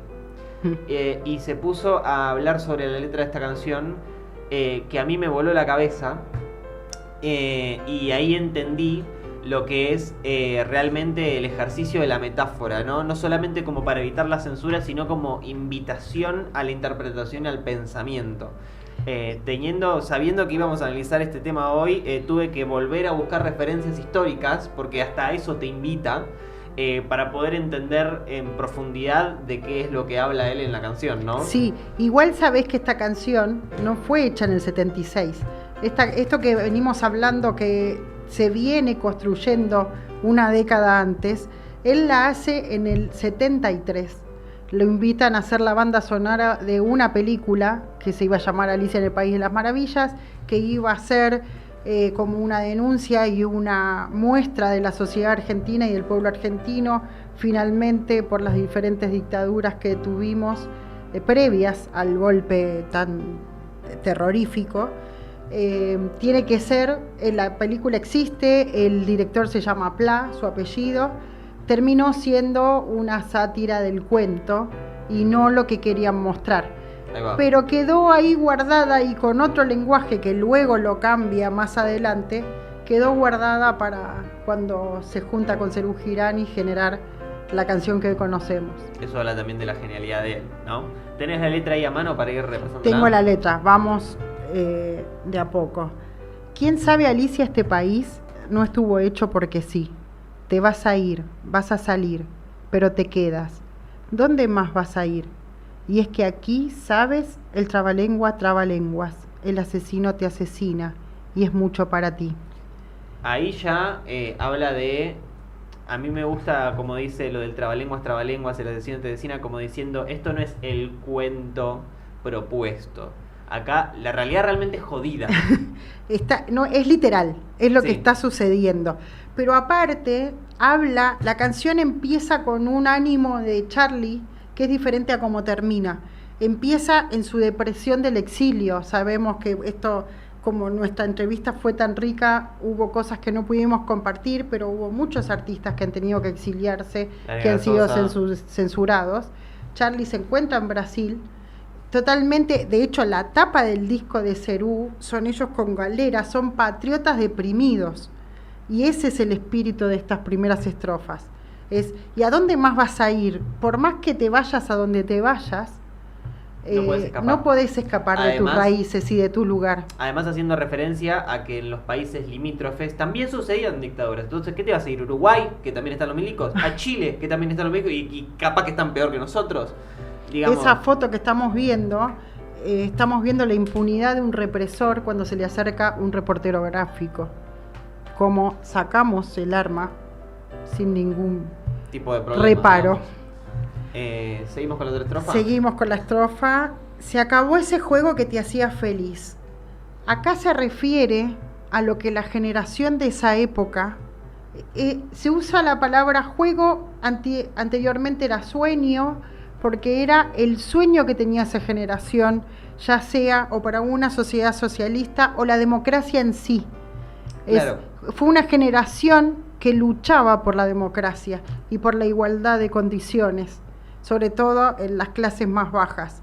Entonces, el asesino te asesina es mucho para ti. Aclaramos que Alicia en la canción de Charlie es el pueblo argentino. Cuando está hablando de Alicia, le está hablando al pueblo.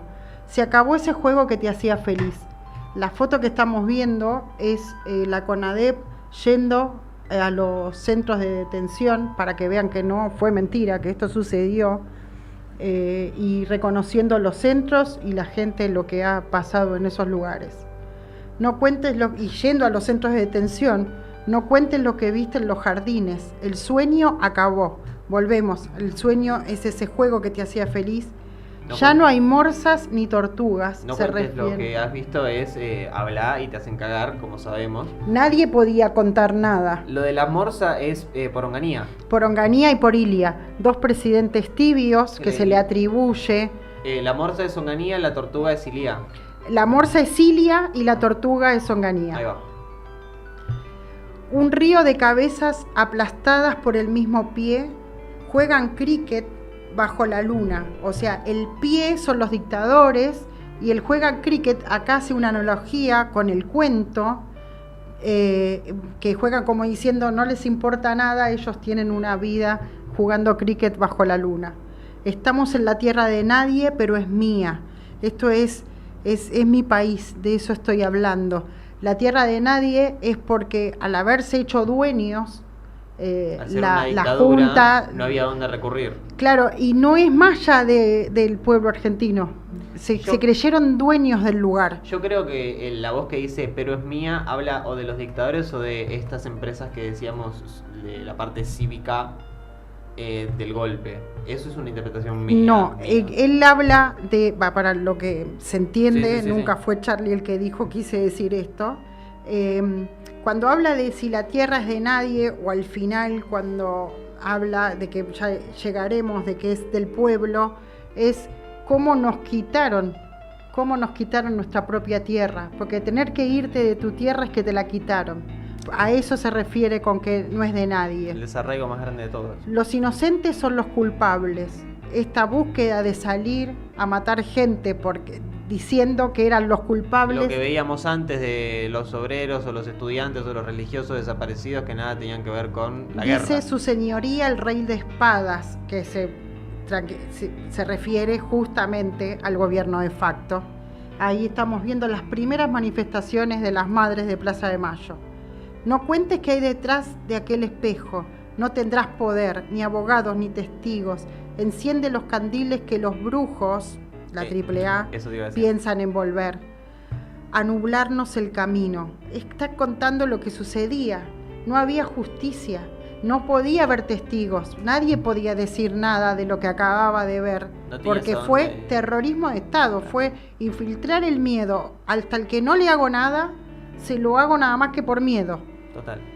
Estamos en la tierra de todos. Acá empieza a cambiar su tristeza y empieza a sentir un poco de esperanza, entendiendo que la tierra es del pueblo. Estamos en la tierra de todos, en la vida. Sobre el pasado y sobre el futuro, ruinas sobre ruinas, querida Alicia. Entendiendo cómo el pueblo va a reconstruirse ruina sobre ruina a pesar de lo que le sucedió. Y en contraparte a esta hermosa canción, luego de que la dictadura termina, saca Inconsciente Colectivo, diciéndonos, nace una flor todos los días, sale el sol. Me emociona mucho la introducción de esa canción, la verdad. Bueno, gente, nos apremia el tiempo. Nos quedó corto. Nos quedó un poco corto, pero no hay problema. Pero fue un hermoso espacio de la memoria. Nos enorgullece mucho haber podido hacer esto y les agradecemos mucho que nos hayan acompañado. Memoria, Verdad y Justicia siempre, no nos vamos a cansar de decirlo nunca. Les recordamos que, bueno, vamos a estar el miércoles que viene de 6 de la tarde a 8 de la noche, como siempre, por ATP Radio. Los dejamos con nuestros compañeros. Y bueno, nada, muchísimas gracias por su compañía y esperamos que este pequeño granito de arena haya sido grande, digamos, para el aporte de la memoria colectiva que se construye, que es de verdad completa de esta manera. Felices Pascuas, que la casa no esté en orden. Claro. Pórtense mal y cuídense bien, digamos, ¿no? Se juzguen muchas cosas. Muchísimas gracias a todos.